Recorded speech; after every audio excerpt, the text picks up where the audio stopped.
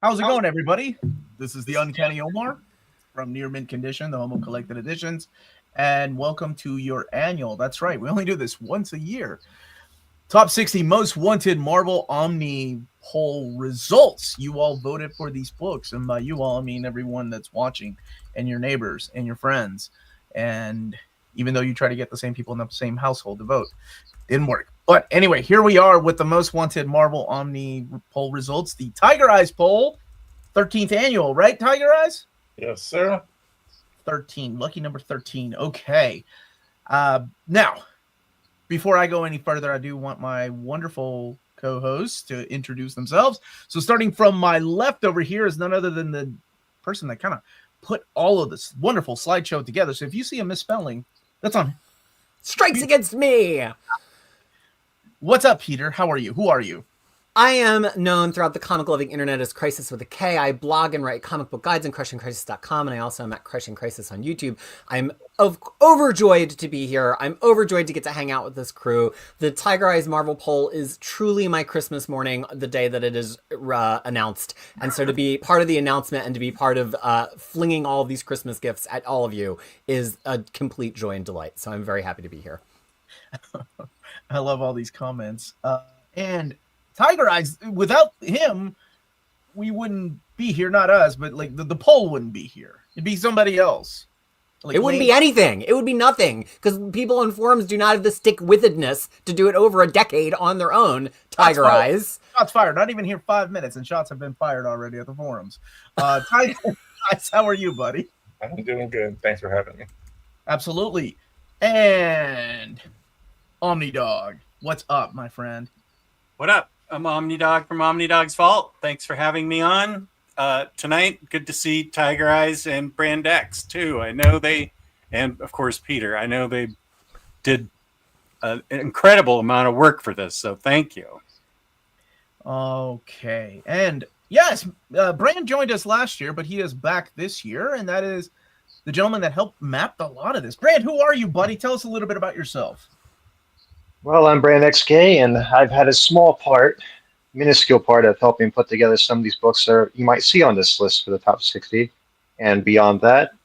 And it's been a pleasure and a privilege to be part of this mapping process and putting these books together. I know I had a lot of input on, like, say, Captain America, putting those books together, and man, was that such a treat to put those together. First time I've been on one of these, by the way, where it's the top 60. So hopefully I do it well. I don't talk too much. Well, don't be so humble. Leave the humbleness for people like myself. You know, that's what I do best. I stay humble and keep it going. And last but not least, the Norwegian assassin. Yes. Lars. Yes, Lars Pearson, publisher and editor-in-chief of Mad Norwegian Press, formerly of Wizard Magazine. And I think we can all agree that this is truly, I mean, among the most electrifying Near Mint panels, possibly, you know, on an annual basis, the most exciting, okay? It's like, you know, my sister, she had 8 kids on a really annual basis, okay? And because many of these omnis could be actually, you know, become real, it's as if Marvel itself is giving birth, okay? This is when you watch this, just think to yourself, Marvel is crowning, okay? Yeah.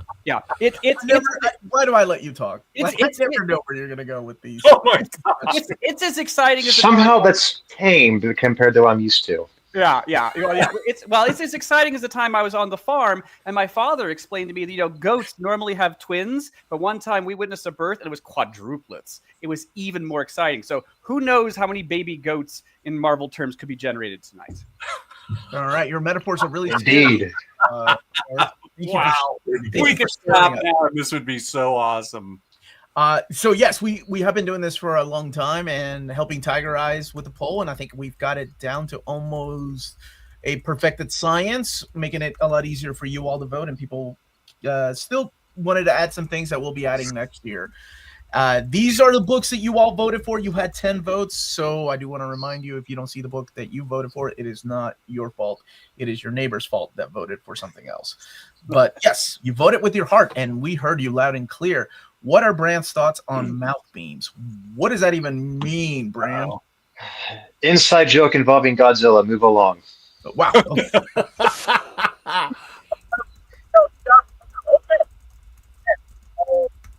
be sharing the slideshow, so let's go ahead and get started. By the way, when sharing, I have already shared the top 60. Is that Omar being muffled or me? I think it's almost. Omar, I Omar. think something's going on with your audio. Give me a second. Okay, that sounded fine. Is it? Yeah, That- okay, you're fine now. You were underwater for a second, but now you're fine. Weird. Okay. Yeah, you're fine. Well, I have sent the top 60 list already to David Gabriel, so they've got the list. Now we get to share it with you all. And after You the mean stream- you gave David Gabriel spoilers? The one time True. we have spoilers to hold over Marvel, and you let it loose? Yeah, yeah. He hasn't even looked at his email from Monday. I think we're fine. He gave away all the leverage, dude. We love you, David Gabriel. Thanks for making the magic happen. We're okay. We did. All right. So let me share my screen, and you all know how this works. These are strongly suggested titles that we all voted for, including myself. And it doesn't necessarily mean that Marvel, put your pencils down, put down what you're working on. This is what is wanted. It's more like, here's our suggestions, and some of these ideas awaken things in people. Especially in Lars. Please don't say that ever again. Now you sent just this top 60 to David, right? Yes, just the top 60. Not all. And I apologize for what I said. How many were possible? 653. 353. Okay. So a little bit less than that. So a few of these are not going to, the one on the list are not going to get made. Okay. Yeah. Well, maybe. No matter what happens, I am thankful I have food on my plate and a roof over my head. Yeah. Minties. Wow, Yeah. Paul. Good That is point. so deep. Thank you, buddy. Lars the Awakening. Yes. It's true. Crowing. I am not. That's I the am not. goal. All right. So thank you to Dom of. Oh, wait. No, I don't have to say that. Peter said, don't thank anybody. He's got this covered. All right. Here we go. Peter. All right, well, let's answer the questions Lars were already asking. Okay, so this is the 2025 poll, is the 13th annual. We had voting open for about 10 days, which in the past has been plenty, and votes have tailed off at the end. This year, people were voting down to the wire. We received 2,764 votes. That was more than a 70% increase over last year, and last year was over a 100% increase over the year before. So the group of people who are tuned into this just grows and grows, and this feedback gets more and more representative of the entire community. As I just said, there were 653 titles on the poll. A team of mapping Minties, who we'll get to in just a moment, were responsible for going over every book we had last year, and then every book we could have missed from last year to make sure this was as comprehensive as possible.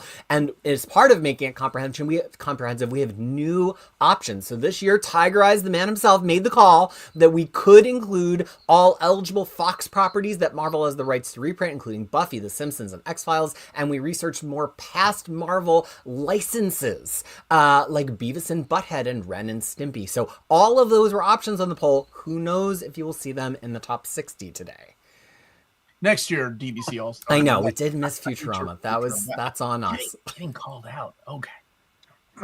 Next slide, please. So we just have a few people to thank before we get started. I know you're rabid for the book. So first, I wanted to thank the Near Mint Condition team who are not on the air with us right now. First and foremost, just so much appreciation. A major hand for Jim, aka BFF Nut. You know him from the Near Mint Discord. You know him from the comments here. He is our poll master. He's so special. We let him put a DC cover on the credits page of a Marvel poll because he is the Flash. He's our auditor-in-chief, and he makes all the polling happen, all the drop-downs, everything. That's all Jim. We're so thankful for him. Taylor Talks Comics, who was our co-host on the announcement slides, and he was the consultant for the Atlas era books. James Abel, who was a clutch consultant for Fox properties and helping us miss things that we mapped wrong or just mapped entirely incorrectly. And Dom of X, of course, who does all of the graphic design for these shows on the thumbnails. Thank you so much to the four of you. This would not happen without you, and you've received so many emails from me for the past 2 months. Now, if you're asking the question, what is Alf doing to the seal? According to Fabian Nicieza, not what you think, because Alf has no genitalia.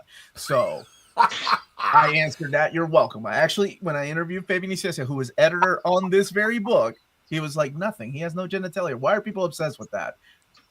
Of course, it looks like. Yeah, him not having genitalia makes it completely appropriate. Mhm. I don't want to get into stories about how you know about those things. So move on. Keep it rolling. Keep it bumping. So just a little bit more of talking from me. I have to mention and thank so Yes, deeply the Quasar cover. the mapping Minties who worked on the mapping. It was not just Tigereyes and I. It was this team of 4. They put dozens and dozens of hours into all of these titles. BrandX, who's with us today. Captain O'Kona. DBZ All-Star, who joined us to announce the Spider-Man options on the poll and the announcement, and JM21, a longtime supporter of Near Mint Condition and of Crushing Crisis. So, Omar, if you can go one slide forward, all 4 of these mapping Minties had a favorite charity, and so I mentioned that charity every time we put mapping posts up for Crushing Crisis, but since they were so generous in volunteering their time for us, we thought we would do something for them, and so we have made donations in the name of Near Mint Condition and Crushing Crisis to all 4 of the mapping Minty charities, as a huge thank you to the dozens and dozens of hours. So for BrandXK, that is the Hero Initiative. It's at heroinitiative.org. For Captain O'Kona, it is the Vintage Pug Senior Sanctuary at vintagepugs.com. For DBZ All-Star is the Comic Book Legal Defense Fund, so important right now, cbldf.org. And for JM21 in the UK, it is Men Walking and Talking UK, menwalkingandtalking.co.uk. So thank you so much to the Mapping Minties, and thank you for choosing these 4 charities to highlight. I'm so happy we can make that a part of the stream, and I think I'm done talking. I think we're into the results now. I could not donate to Men Walking and Talking under Near Mint Condition. I had to use my actual email account. I don't know why. Anyway, Okay. that's just a, Anyway. Ready for the top 60 most wanted Marvel Omnis? I hope the next slide is, we aren't, because we're still putting it together. All right, number 60, Spider-Man Black Costume Saga Aftermath. Or back to the regular costume saga. This is the first time it's made it into the Tigereyes poll, appearing in the 12th annual poll in 2024. The previous ranking was in number 31 in 2024. Explain that, Peter. Sure, so you're going to see this in every slide, much like any kind of countdown that you're going to see. We're telling you what has risen and fallen. So the first line, or like Wizard Magazine, formerly edited by our own Lars, the first line says where that key first appearance was. In this case, it was on last year's poll, the 12th annual poll in 2024, although this previously had been known as Spider-Man by Tom DeFalco, but last year was the first year it was on the poll as the Black Costume Saga Aftermath, because of course last year we got the Black Costume Saga Omnibus. And then it also has all of the previous rankings. So for some of the books in the top 60, they have ranked at many different places for many, many years. And this will give you a sense of how they've moved around. So this one, a bit of a drop. But back to you, Omar. What would this book be or not be? That is the question. Well, I agree with the mapping. I think it does include all those books, and could take us to 295, which means it lines up perfectly with the David Michelinie and Todd McFarlane Amazing Spider-Man Omni. So would this be volume 7? No. This is like, oh my goodness, this would be like volume 9 probably, because we still have to go through the Roger Stern era. We got to go through the Tom DeFalco stuff, and then this. So that'd be double dipping, but it's an event Omni that will get us closer to having a lot of these Spidey in oversized format on your shelf, all in sequential order. So I love books like this. I'll be honest, I didn't vote for this one. I'm curious what you all voted for. But Boo Stern, what? How? What? Warren already with the bad takes today, I see. Warren strikes. How is he still around? All right. Any other thoughts about this one? I guess we'll never quite know the exact dynamics here. I don't know exactly why it's tumbled so much. Probably because there's a lot of other books and a lot more people voted. I mean, that could be. And yeah, as some books move up, some books have to go down, logically. So I don't know. I also think as the Masterworks line is getting closer and closer to this material, and we saw this happen with X-Men books too, for a few years there's like a dip for the jumping forward books that people wanted because they're like, well, we're almost there. And then once we get there, especially if this would be a line-wide book, people will start beating the drum again. It's the same thing that happened on last year's poll with Inferno Aftermath for X-Men, because this could just collect amazing, or this could basically start like a trend of line-wide Spider-Man omnibuses collecting from Black Costume further. We don't know, so we kind of like mapped it either way, but either way it would be the Black Costume Saga Aftermath. Yeah, fair. All right, next, more Spider-Man. I promise this is not all top 60 Spider-Man or X-Men.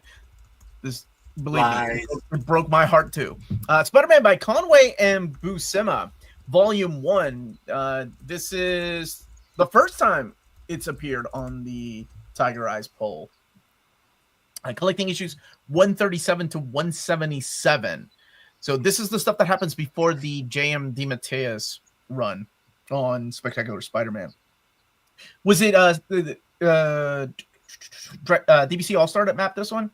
Or was it one of you Yeah, and a guys? lot of community members too, because I don't know my Spider-Man as well as you do, Omar, and people pointed out that Jerry Conway basically struck a deal to write Spectacular Spider-Man if he could also write Web, or maybe it was the other way, he was asked to write Web, but he did it if he would do Spectacular. So they're very, very intertwined in this period, and that's why this is probably a volume 1 of 2, because there's, if you just look at that issue range, it's way more than Marvel would put into one book. Oh, but yeah. for a lot of this range, Spectacular and Web were alternating off to the side of Amazing.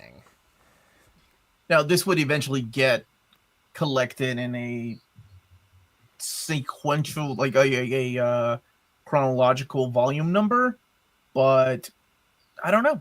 It'll be a long time coming before we get there. So, Spectacular Spider-Man was a series that I didn't pick up as much as I did, like Adjectiveless and Amazing, but I still enjoyed it over Web of when I was getting all 4 of them. Hey, I apologize for asking this because I did a video on this and I also voted.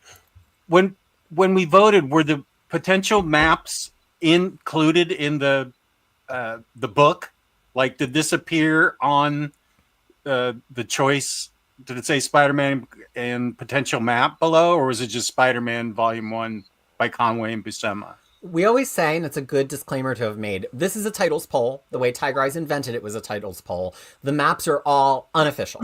We map it for the purpose of the show so that there's things to talk about when we see the titles. You might totally agree with this, or you might totally disagree. You might think it shouldn't have Web in it at all. That's fine. We have no ability to make Marvel map the things you want to map them as. But what the mapping Minties and I did is we mapped all 653 options on the poll so that we would be sure of what they had, and so no matter what made it into the top 60, we would know.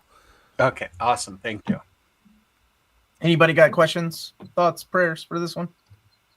No. Well, I always have thoughts and prayers, but yeah, go ahead. No, I don't want to hear your thoughts and My prayers. thoughts and prayers are for Lars. Oh, yeah. That's fair. Fair. Number 58, Fantastic Four Heroes Return. Look at that cover, dude. Yeah. That's the cover. Oh, Salvador La Roca on that cover. So this is the era that is post Heroes Reborn, when Heroes Return, of course. It started by Chris Claremont, and eventually it was Scott Lobdell. But you also have in the mapping here, La Roca scripting 33 to 34. That's the one where he's joined by Jeff Loeb later on too, right? Before La Roca just kind of finishes out that run and then steps away, and he and Claremont then get back together and write that Fantastic Fourth Voyage of Sinbad one shot, which is a little bit after the run. Mm-hmm. So but there's something interesting on this one that I want to point out to Tigereyes to talk to. So Tigereyes, this was on the poll back in 2018, and then it dropped off the poll. I know why, because I used to put this in my top 10. Do you recall, and can you comment on what happened in 2019 that made this drop off the poll? I do not recall. No, this was one of my 10. No, I know it's not the greatest run, but it's nostalgia.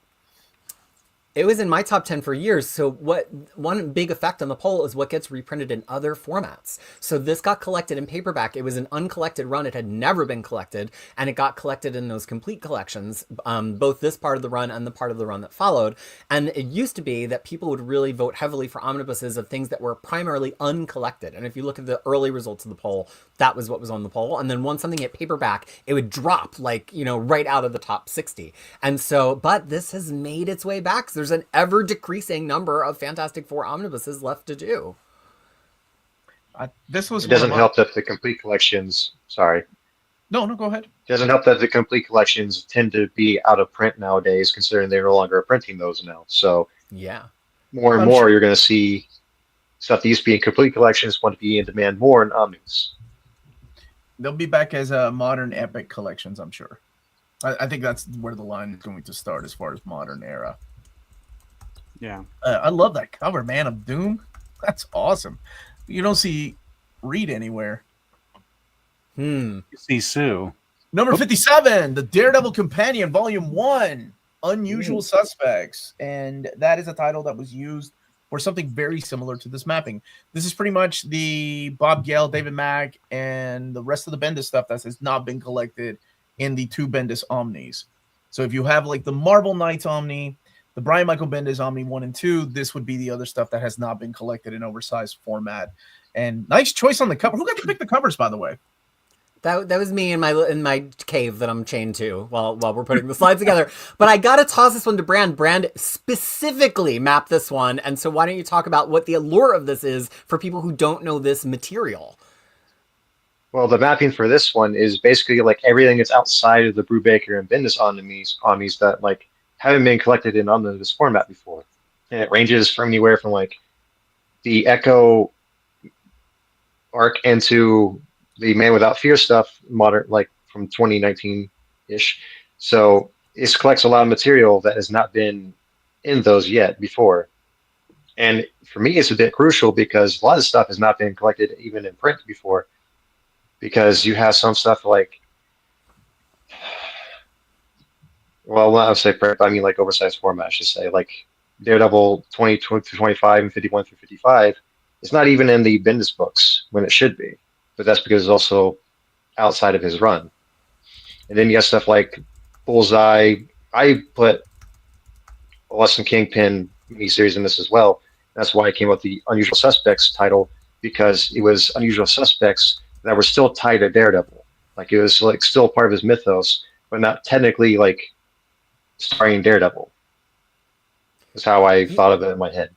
Yeah, and those Bendis and Brubaker omnibuses were some of Marvel's earlier omnibuses. Some of them originally had glued binding before they were reissued. So Marvel wasn't as adventurous with the maps back then. Now, if they put out one of those, they would probably follow something more like an Epic line mapping and include some of this stuff. People in the chat are asking why Volume 1, and Brandon alluded to this. There's so much more. This could press into now to collect things that happen to the side of Mark Waid's run, to the side of Soul's run. It could have things like the Kingpin miniseries. It could have things like other miniseries that ran alongside. Right? Yeah, but this, you know, there's only so much text on the slide, and we wanted to show what could be collected just from the period of Bendis and Brubaker, and that alone is enough for a pretty hulking omnibus of Daredevil.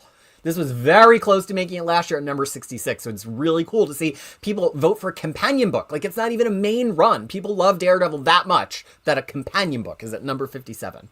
With the title like that, I think it would sell too. The Unusual Suspects. That cover alone. Brand is the master of the titles. I might take credit for the cover choices, but Brand, if there's a cool title on something, it was Brand. Okay. I can't help but try and do marketing titles for some of this stuff, like Unusual Suspects. Like, yeah, that seems a bit more of a sexier title than just Daredevil Companion, yada, yada, yada. So. Oh, God. X-Men, The Trial of Gambit, or Operation Zero Tolerance. So this is mapped to follow up the Onslaught Aftermath, right? 341 to 350, -1, X-Men 62 through 70, -1, and X-Men Unlimited, Gambit 1 through 4. That's the 97 Gambit series. And Psylocke, Archangel Crimson Dawn 1 through 4, and in the Imperial Guard 1 through 3.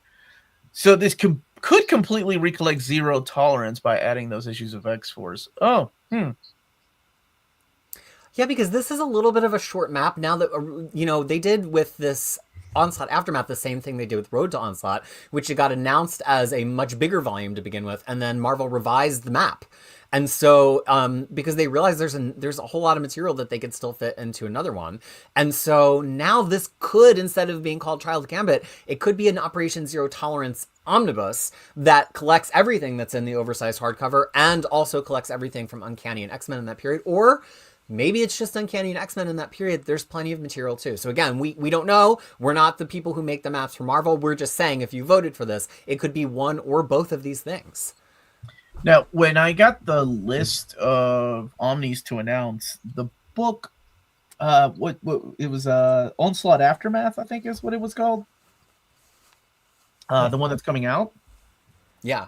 That one was originally called The Trial of Gambit Omni.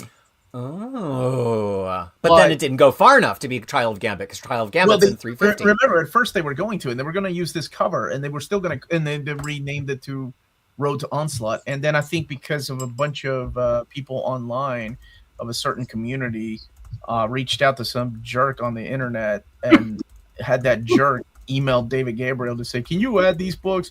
They were like, you know what? Okay, yeah, we'll do that. And then they were like, there's just way too many books. We can make this into 2 books. So that's what happened. And it's good mapping. I like the idea of recollecting Zero Tolerance in here too.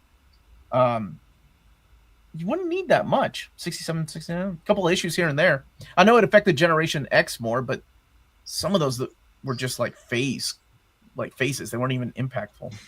Yeah, it's not to my mind the most successful phase of X-Men, but that's irrelevant. It's X-Men. People will pay a ton of money for it. So, especially with that Joe Mad cover, the full wraparound cover with the Marauders for this horrible storyline. wow.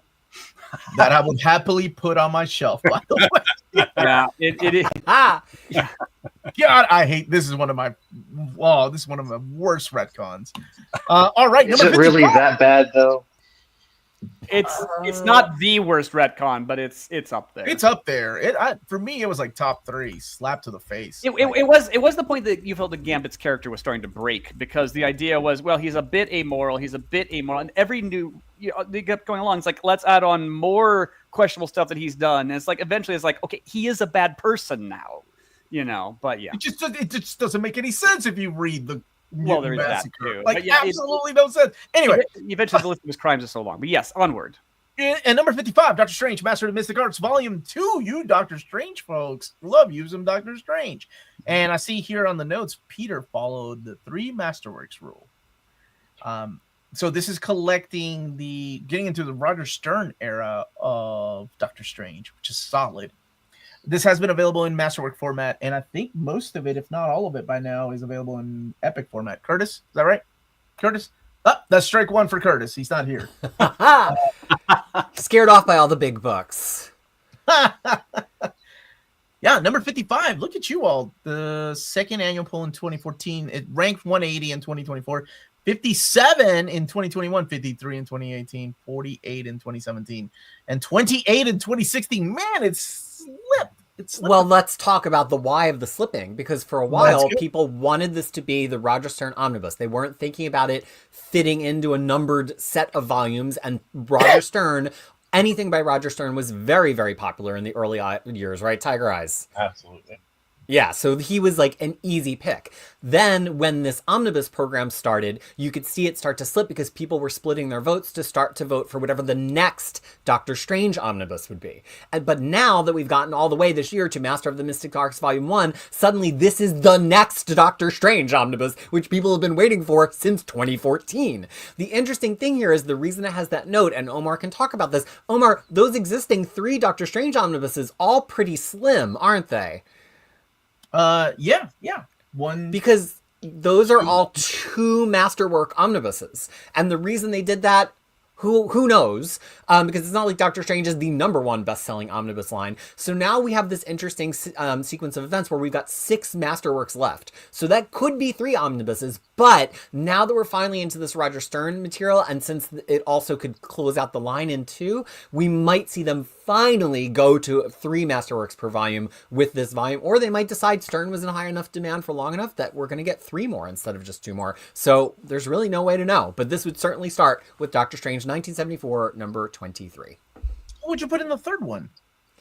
Well, it depends on if it's 2 Masterworks or 3, Omar. There's literally 6 Masterworks left. The 3rd, if you broke it into 3, this would go shorter. Then the middle one would not quite make it to Strange Tales, and then the last one would be the very end, and then also the 19 issues of his half of Strange Tales.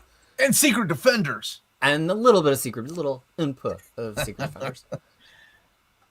Number 54, Alien versus Predator, Fire and Stone, and Life and Death. These were some phenomenal series, by the way.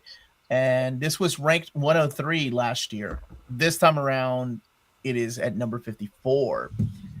So these are wonderful. They have been available from Dark Horse Comics before as library editions. But Marvel has, and those are long out of print, by the way. But Marvel has yet to release any Alien versus Predator. They've released Alien and Predator Omnis. Just no AVP yet. I love this stuff. This is some great stuff. I didn't vote for this one though, so I'm glad it made it on here. Have you all read this? I think Jess has. Jess, you've read this stuff, right? Back when it first came out in the library edition, yeah, I really enjoyed it. Solid, man. It's good stuff. Well, Aliens, go ahead. Go ahead. it just the Aliens having a bit of a comeback because, of course, the movie last year did really well, and the TV show. I hear people talking about the TV show that's coming up this summer. So yeah. I mean, don't let that sway you. Lars hears voices all the time, but I can corroborate that there are things being said. Jess, the thing that's interesting to me about this, and if you don't remember, that's fine, but I don't know this material. I'm a huge Aliens fan. This covers all the way from Prometheus all the way to Alien versus Predator. So does it like span a lot of time of story, or like how does it even work? Yeah. Wait. Are you a fan of the movies, or Yes, I'm a huge fan of the movies. I've all of them on every format. Did you watch Alien versus Predator? Yes, but it's not happening at the same time as Prometheus. They're awful, right? Yeah. These are good. Okay. And they're happening at different times. Wait, which ones? The movies, Aliens versus Predator. Oh, Aliens versus Predator. Oh no, they're shit. Yeah. Thank you, Lars. I'm glad you doubled down on that. Doesn't mean I don't like them. That's just an objective grade of their quality. Peter has every format. He has the original Alien on Sanskrit. I mean, one of them, I'm surprised you can even see, given how dark the color palette in that movie is. Number 53, X-Men: Dawn of X, Volume 3. What? Interesting. Okay. Volume 2. All right. Well, I suppose I can see where people voted for Volume, because Volume 2 hasn't been announced. People voted for Volume 2 and just kind of left this one to the side. Now, this one, of course, is our mapping of it. Whether to include X of Swords or not was a tough decision, because Marvel could be like, no, we'll just reprint the X of Swords, and our mapping will go around that X of Swords.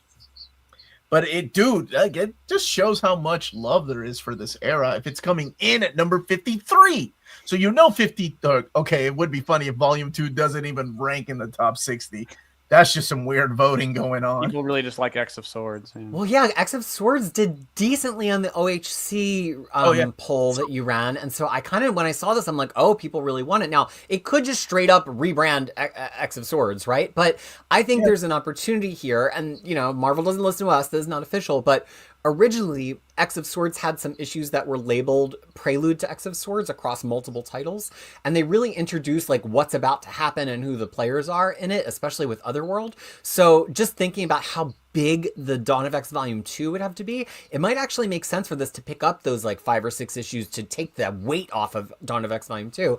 Or this might go a little bit past X of Swords, because right after X of Swords, there were the whole like Cyclops and Jean say they're going to form the X-Men, which means Jean is going to quit the Quiet Council. So like a lot of stuff happens right after X of Swords too that kind of is denouement, and maybe that goes in here as well. So there's a lot of possibilities in either direction for this to be bigger than the original oversized hardcover. Are there women in X-Men? All the best X-Men are women. Yeah. Maybe in Cyclops. Maybe Gambit's into it. I don't know. I don't know how to answer that question. Lars, would you like to take that one? No. There's some things that even I know to leave alone. Number 52, yes, Spider-Woman, Oh, Jessica nice. Drew. The early years. You are a monster, Peter. You put all. Did you put all of 50 issues? You did all 50 issues. And here's why, baby. Because this Dazzler Omnibus is a 4 masterwork book of a classic woman from the mid to late Bronze Age. So clearly, Marvel's willing to do it. And this Spider-Woman page count is almost exactly the same. Shh. What are you doing? Are you holding up your masterworks? Oh no! Did I freeze? No, you were going back there, so I thought you were going to. Oh no! I mean, they are all here, of course. Spider-Woman is some of my favorite masterworks of all time, because the color restoration is absolutely gorgeous. So I'm very excited to get them in Omnibus, and I will be buying it. This one is long overdue to get made. I'm surprised Such we an haven't underrated character. And surprised we haven't had that yet. yeah, sales always go down with the number 2. It might make more sense to just do this all in one go. I More love money. that cover too. Good choice for a cover. That is a good cover. Yes. And this is first Tigereyes poll appearance was in the 9th annual poll. This came up. It was 69 in 2024 and 44 that slipped back down since 2021. Number 51, you crazy bastards! Yeah, let's go, baby. Better buy 80 copies of this, Jess. That way they can sell 100 copies between you and Geo. I will buy at least one. Let's go. Geo be so happy. Inhumans, the early years. Oh God.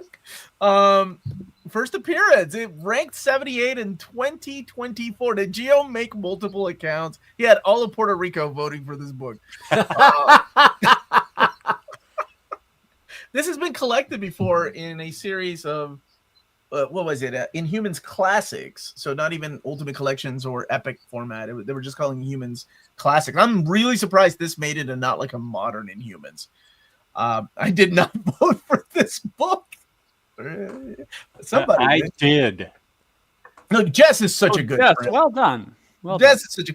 Is this your first one that's made it, Jess? Your first? Anybody? Is this everybody's on the panel here? Oh, this is my first one that's made it into the top 60 today. Yeah.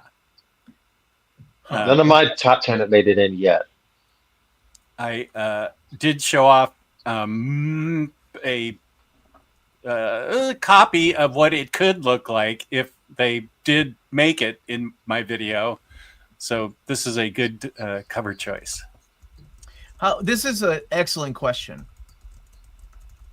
How much would this overlap with the existing Omnis? Well, it has to do with the insanity of this potential map. We had it as 2 volumes last year, and we did the math this year, and everything in that box would add up to 1,700 pages, which is, of course, too big for one. But some of the things in that box are just issues of Fantastic Four, which have been completely collected in the Fantastic Four Omnibus line. So would this include the first appearance of the Inhumans from Fantastic Four? Almost certainly. Would this include every single time the Inhumans were ever in Fantastic Four? Probably not, because that would be the material of this that would be creating double dipping. Otherwise, there's not actually a ton of double dipping in this. So that would be the question. And I think that's why it actually makes sense as a single volume book, because even if they just take out 5 of the Fantastic Four issues, all of a sudden it's within the realm of possibility. And I don't think they're going to be really excited about trying to sell a volume 2 of an Inhumans omnibus.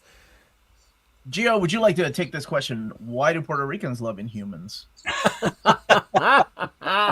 Maybe they see a lot of themselves as the Inhumans, right? Why do Puerto Ricans love Inhumans? There's a lot to unpack with that statement. There really is. That's a good title for an Omni. All right, let's move on to number 50. Alpha, look at that. Boy. Yes, son. My number 1! Well, are you serious? This is Yes! Okay, this was, I think, my number 10, but I voted for this one too. Because hell yes, this would collect a minimum of Alpha Flight 71 to 101. So it doesn't wrap up the series. Marvel Comics presents 51 through 53, and a Puck team up, which is one of the greatest Blood and Claws story, 35 to 37. Wow, it's moved up. Volume 2 was number 11 last year. This was 119 in 2024, and it is now number 50. So not quite as hot as Volume 2 was. Of course, Volume 2 has the Jim Lee name on it, which immediately gets votes when people see it in the list. And Mike Mignola, too. Yeah. Mignola, But right? this one, and Bill Mantlo. But this one, right. people, now that they've got 2, they want more. Now, the real question here is Marvel going to keep about the same size? The existing 2 omnibuses are about 40 to 45 issues each, so that would be what's in the potential map. Or does Marvel say, F it, and there's only so many times we can sell an Alpha Flight omnibus, and they go for a full 60-issue omnibus, which would collect all the way to the end of the series? We don't know, so we did not try to get specific in the mapping, but this certainly would collect at least to issue 101. Oh, man. That Jim Lee cover, dude. That's solid. Good choice. Oh, yeah, yeah. I guess when you have a choice and it's Jim Lee, like that's what you go with, Right. That absolutely, yeah. There's some great covers in the 100s that are a little bit past the definite range of this, because they're in Infinity Watch and Infinity Crusade, and there's just like some really cool shots of them. They do this around the world thing where they visit all the other teams, probably just to sell the darn book because it was Alpha Flight, but it yielded some really cool covers that maybe would be a volume 4 or maybe it would be volume 3. Hard to know. Fox Sound, real answer. Is Alpha Flight really that good? This era? No. No. No, I don't recommend it to anybody. No. But oh my god, I would be so happy with. I like some bad comics, not a lot, but I do like some bad comics, and this is definitely a run that I like. I mean, who was it after Matlow? James, who's the writer? Isn't it Hudnall next and then Nicieza? Yeah. Hudnall, then Labdell, then Nicieza, right? Might be the other way around. Yeah. But I think, is it the greatest material? No. I like a team book that doesn't get interrupted a ton because it lets it really focus on like the team members and them crackling up against each other. So in an era that so much of Marvel was so crossover focused, this was kind of like the little nobody title that nobody really read or cared about. So they got to develop the team. Like they just did their own stuff, and Wolverine would show up every 6 or 7 issues to just bump up the sales a little bit. So it's one of those. It almost feels more like a Justice League side book from the mid-90s because like nobody's paying attention. Yeah. Yes, absolutely. And I actually agree with Matt. Call it Wolverine and Alpha Flight. Because Wolverine does guest star quite a lot here. And they kept it going. All right, number 49. Speaking of Wolverine. Miller, Bendis, and Lemire. So this is the entirety of Lemire's run because after that it's Ed Brisson that takes over the book. And it becomes Deadman Logan. This is previous rankings were 49, same as last year. Huh. Slipped from 26 and 42 in 2022. No, we can't fit Ed Brisson's run in here, even if we omit Miller. It's an additional 39 issues. Yeah, I think you would have to include Miller, right? Like, there's no way you could start this without that run. Oh, and then you would have the Secret War stuff in here, and then the Jeff Lemire stuff. Yeah, that's I like this mapping.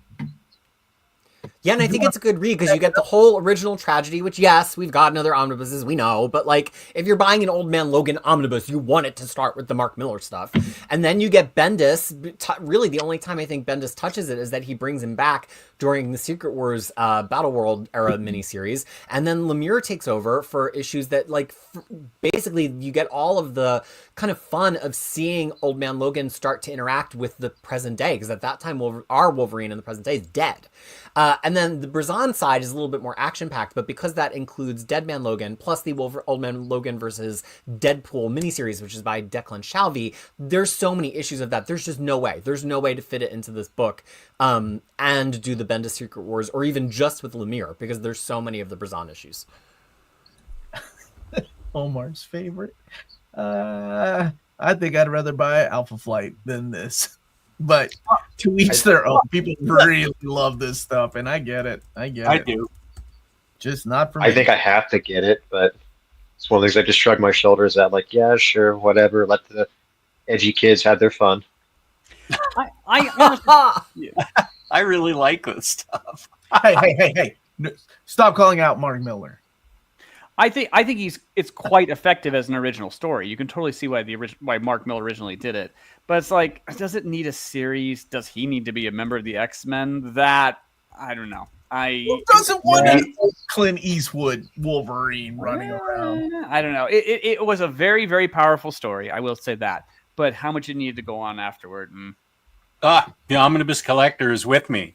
Yeah, Riley. Nice. He's also with you on Alf. Which is against it? You, Riley! No, but we don't have the old man. Like, we need him from what's called what's the old Eastwood movie with him in the car? Gran Torino? Yeah, we need old man Gran Torino. Clint Eastwood. Or Unforgiven, that's what this is. Oh. Older Man Logan. Number 48. Just because you can't get enough of the Trial of Gambit. Road to Onslaught Volume 2. This will collect the remainder of the stuff that leads into, you guessed it, Road to Onslaught, including that awesome freaking Brian Hitch drawn X-Men versus the Brood, and Alan Davis coming back doing the Clandestine and X-Men miniseries. I love that you put N maybe 100 in there too for the parts of 100 maybe for Wolverine. Okay. Further Adventures of Cyclops and Phoenix. That's the one by Jean-Paul Leon, right? Gorgeous. Love it. It holds up. I read it recently. Yeah, it's so cool. Yeah. Collected all the omnibuses. It's already in other ones. Who cares? and Storm is the Terry Dotson, Warren Ellis Storm, right? Yeah. Or am I wrong on that one? I can't remember. No, that's Terry Dotson. Some early Terry Dotson stuff.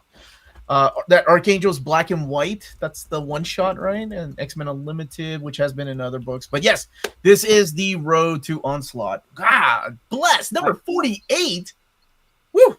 I love how it's impossible for you to say the title seriously. You have to spin it as Road to Onslaught, like it's a 90s movie trailer.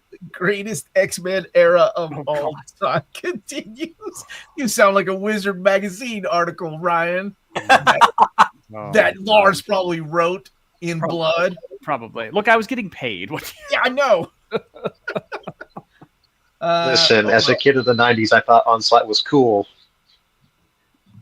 You know what? A lot of people do. I love the pregnant pause that followed that admission there. So yeah. Overall, are there more good X-Men comics or bad X-Men comics? Depends on who you ask. Yeah. Right? I think there's a good balance. I think I'm prepared to say there's more good ones if you're willing to accept good as like perfectly readable, like unobjectionable. Then I think there's more good ones than bad ones. But, Unobjectionable. Well, I'd love that as a blurb on the back of an X-book. Did not spit venom in my eye. Not the worst. Not the worst. All right, let's move on. Or unless Peter, you like X-Men? You got something to say? Well, I mean, I left X-Men at the same time you did, which was during this run. So I'll just point out that, again, this was initially going to be one omnibus. So that's why it dropped off the poll in 2024. We were like, oh, we're getting it. Then Marvel revised the listing for the omnibus because once fans of a certain very fine channel mentioned to them all of the side series that they might wish to include, they realized that actually it was 2 books worth of stuff. Riley's saying 90s kid here. Onslaught wasn't cool, but I'm still buying each and every one of these. That's right. Well, you are the omnibus collector, of course. Mm-hmm. So you have no choice. Yes! It's your brand. Kirk Onslaught's best appearance was in Marvel vs. Capcom. That's right. That's what I mean. He was a cool boss fight in Marvel vs. Capcom. That's why I liked him so much. He was in 2, right? Marvel vs. Capcom 2. I don't want to be that guy, so I'm not gonna push up my glasses and say actually. Apocalypse was X-Men versus. No, I think you're right. Yeah, I think it was Onslaught. I think. Anyway, moving on to number 47. God bless, more X-Men. Shocking. X-Men the Messiah trilogy, different than the X-Men by Colin or X-Force by Colin Yost. This is the complete crossover of Messiah Complex with Endangered Species, Messiah War, Second Coming with Revelation. So not the X Necrotia, which is more of an X-Force story. This one's tumbled a lot. It was number 5 last year. Well, last year, this was the only Messiah Complex option on the poll. Okay. And this year, we caught some heat. It was one of the goofs. People were like, what about one that's all-inclusive? It has all of Matt Fraction and everything. So this year, we covered the period a little bit more thoroughly, and so votes apparently split. But it's still in the top 60, where it has been for quite some time. It's just closer to where it was placing back in 2021. Sure. Okay. The heart wants what the heart wants. That's true. Warren coming in with the nonsense. The mapping's terrible. I agree. I hate this book. I don't think it should be here. I think you should waste a vote on it. I'm anti this book. That's my political alignment on this particular election. Is anti this book. I think this era. I know Riley, Peter, myself, and Oddfell did an entire video on this. I think this era reads better if you put X-Force and Cable and intertwine them with this crossovers. And I remember arguing for that so much that I think in the end we went 2 different routes with art and like Omni that we came up with. But that's just me. Number 46. Finally, New Mutants number 4, wrapping up New Mutants, collecting issues 86 through 100 and the angles. This will double dip a little bit with X-Force Volume 1. And you know what? Just because Kings of Pain is a story that's under-collected, we're putting it in here again. Could also collect Wolverine. I like the edition of Wolverine Reign of Terra. I love that book. And Night of Terra, which is collected in the Wolverine Omnis. And New Mutants. Oh, we gotta put Truth or Dare in here, dude. The Truth or Death. Who said maybe? Was that your choice, Peter? I argue for New Mutants Truth or Death. Truth or Death is much later than this run. Where else are you gonna well, that's why it's on there. Okay. Is it in the last New Mutants epic? They didn't put it in the epic collection, and the Omnis are so beholden to the epics now that I kind of was like, oh, maybe that's why. They are not. Don't listen to his lies. Peter's wrong. Now, here's the real interesting thing / drama, and then I have to hear what Lars thinks about the quality of this run. So, this doesn't have a whole lot of material in it that hasn't been collected before. It's basically got this little sprint of initial Leafield issues from when Cable's introduced to right before the Extinction Agenda crossover. That includes the absolutely massive New Mutants Summer Special, which is like 80 pages. But then there's Extinction Agenda, which I think, despite all of us having this Extinction Agenda omnibus now, I think has to go in here because it has such huge developments for the team, especially for Warlock and for Rain, and it's kind of why the team winds up in the position they do in the last 3 issues, which then overlap the X-Force omnibus. So this is very double dippy, and I'm surprised. I really did not expect to see it do very well, but now that we've got a volume 3, we have a volume 4. Lars, is this material any good? Oh, well, I mean, rightly or wrongly... Wait, before Lars answers that question, are you asking Lars because he's a New Mutants expert or a Rob Liefeld expert? Like, what's happening here? I just saw his expression when you announced it, so I felt like we had to go to him. Okay, Lars, take it away. Well, the thing is, I sort of quit regularly reading it after Claremont left. I mean, it was one of those, like, I would still pick it up off the shelf, but, and so on. But this is when we enter for what is me the truly vomitous era. I mean, a lot of the Louise Simonson stuff, I mean, it's not necessarily for me, but I'm like, okay. But here, oh, Jesus, no. No. Yeah. Dude, But it's, it's the first Deadpool. It's the first, people, it'll probably sell. I will play devil's advocate. Okay. I will play devil's advocate. I was in middle school when the New Mutants were changing over to become this X-Force.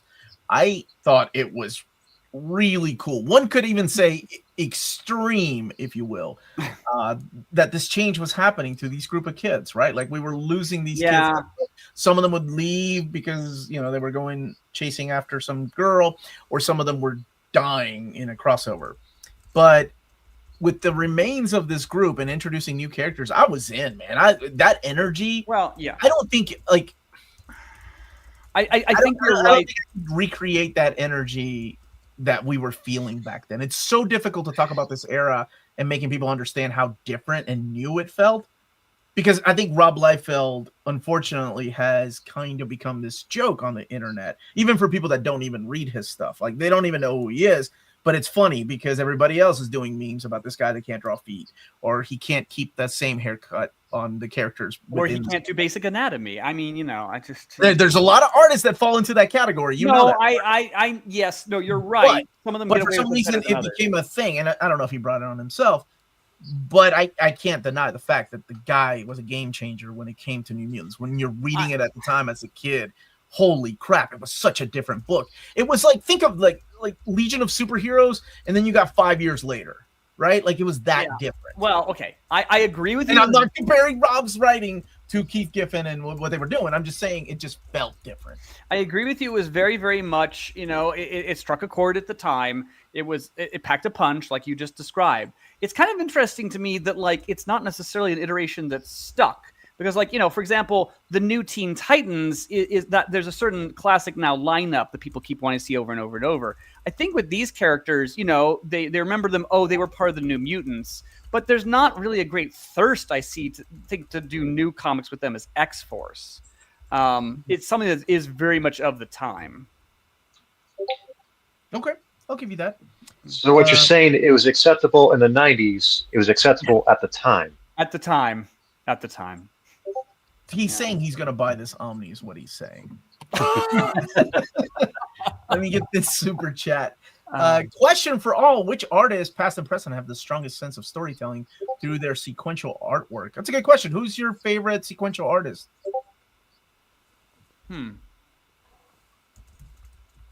Anybody? Nobody has a favorite. Sorry. I'd have to think about that one. Yeah, it's a very deep question. You got to think about it a little bit. There's a lot of great artists out there, and sequential art is very important in the comic books, right? Although some people don't,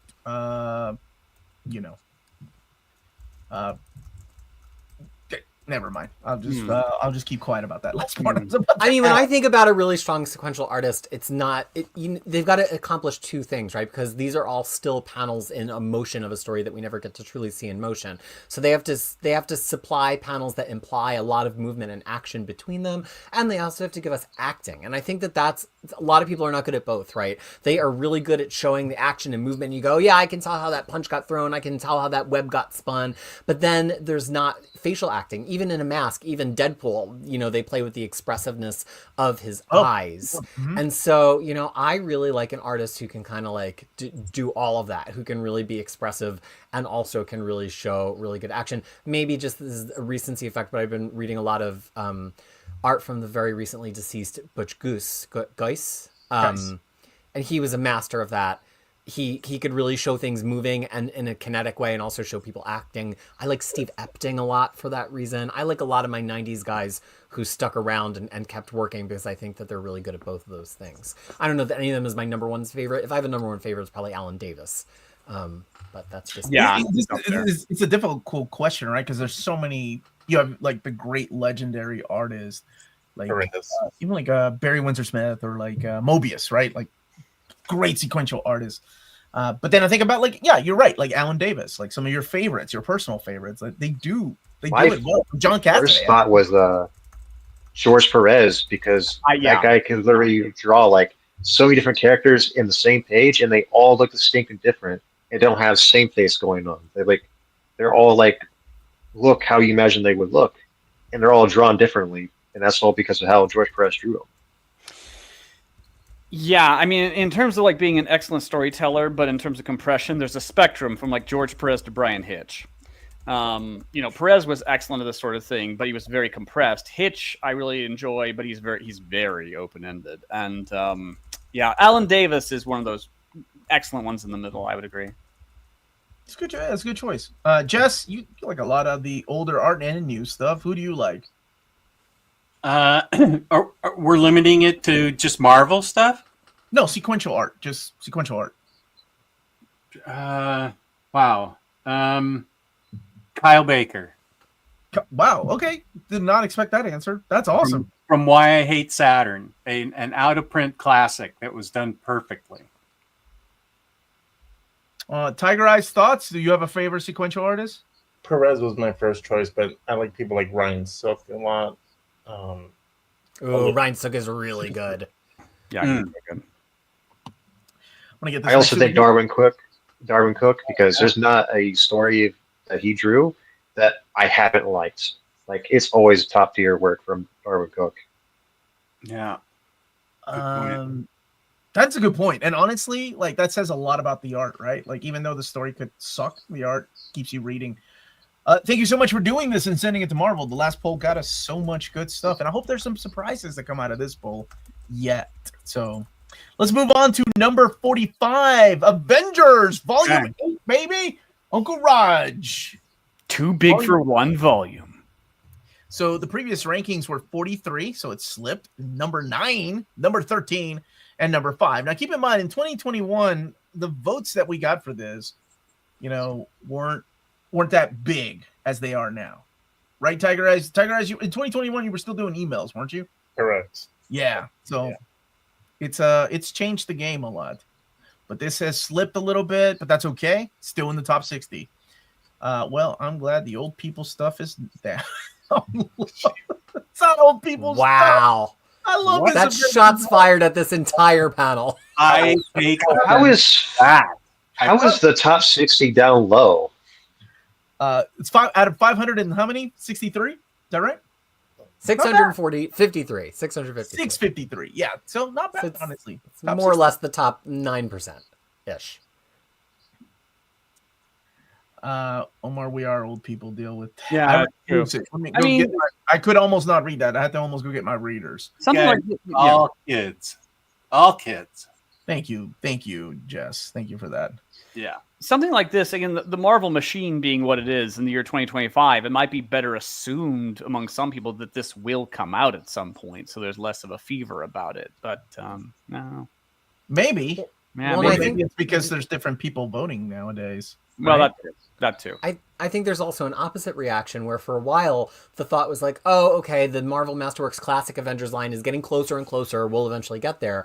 But I think the release of that Ann Nocenti Daredevil book this year has really changed the game in a lot of people's assumptions, because that was only 4 Masterworks away from present if we had just waited for Masterworks-based omnibuses, but they jumped the line. It's the same thing with Grunwald Cap, where people were like, oh, we'll eventually get there in Masterworks, and they jumped the line and they put Grunwald Cap out. So I think now there's this energy with omnibus fans that are like, we don't have to wait anymore. And they also saw how the Classics line kind of subsumed the Cap Jack Kirby book to just be volume 4. Now people are like, well, we don't have to wait anymore. Marvel is perfectly willing to jump the line if there's a creator book, knowing that it's going to line up perfectly with the Masterworks when they get here. So I think that's why Roger Stern kind of dipped for a little while when the votes got really big. And now it's, starting to make a comeback maybe, because it's starting to seem really possible, even though it's right now we would need Avengers 6, Avengers 7, and Avengers 8 if they numbered it sequentially, but they don't have to. Just call it Avengers by Roger Stern.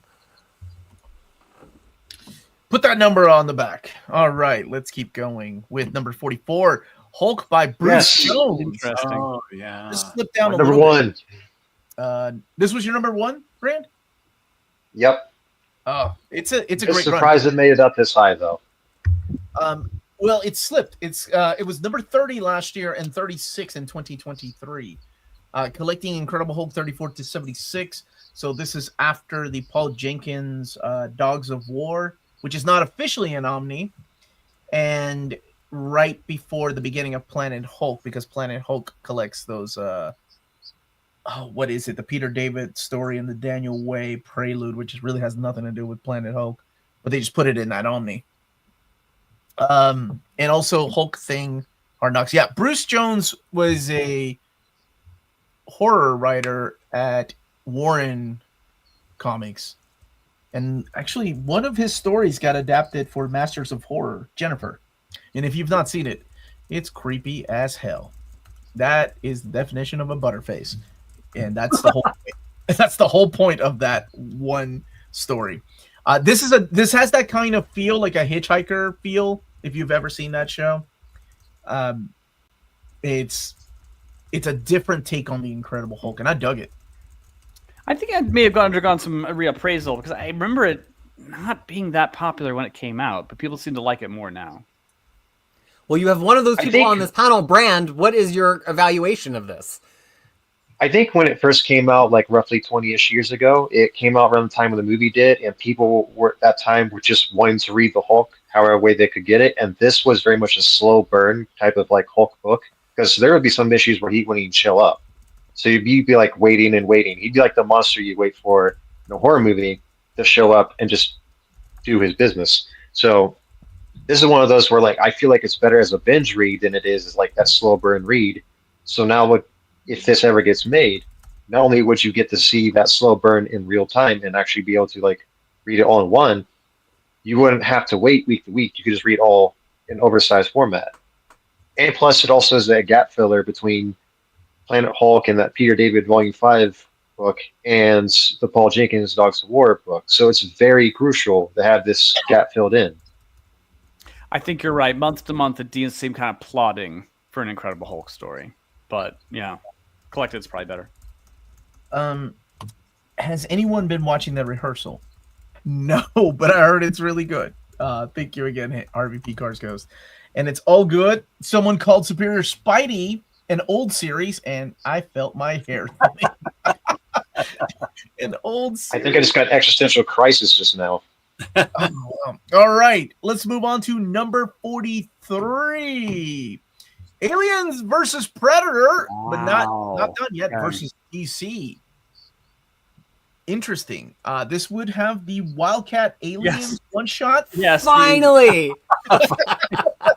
You don't have to buy it off of eBay anymore. I've bought so many copies of that because I need it for so many different bindings that I want to do. I probably have 5 copies of it.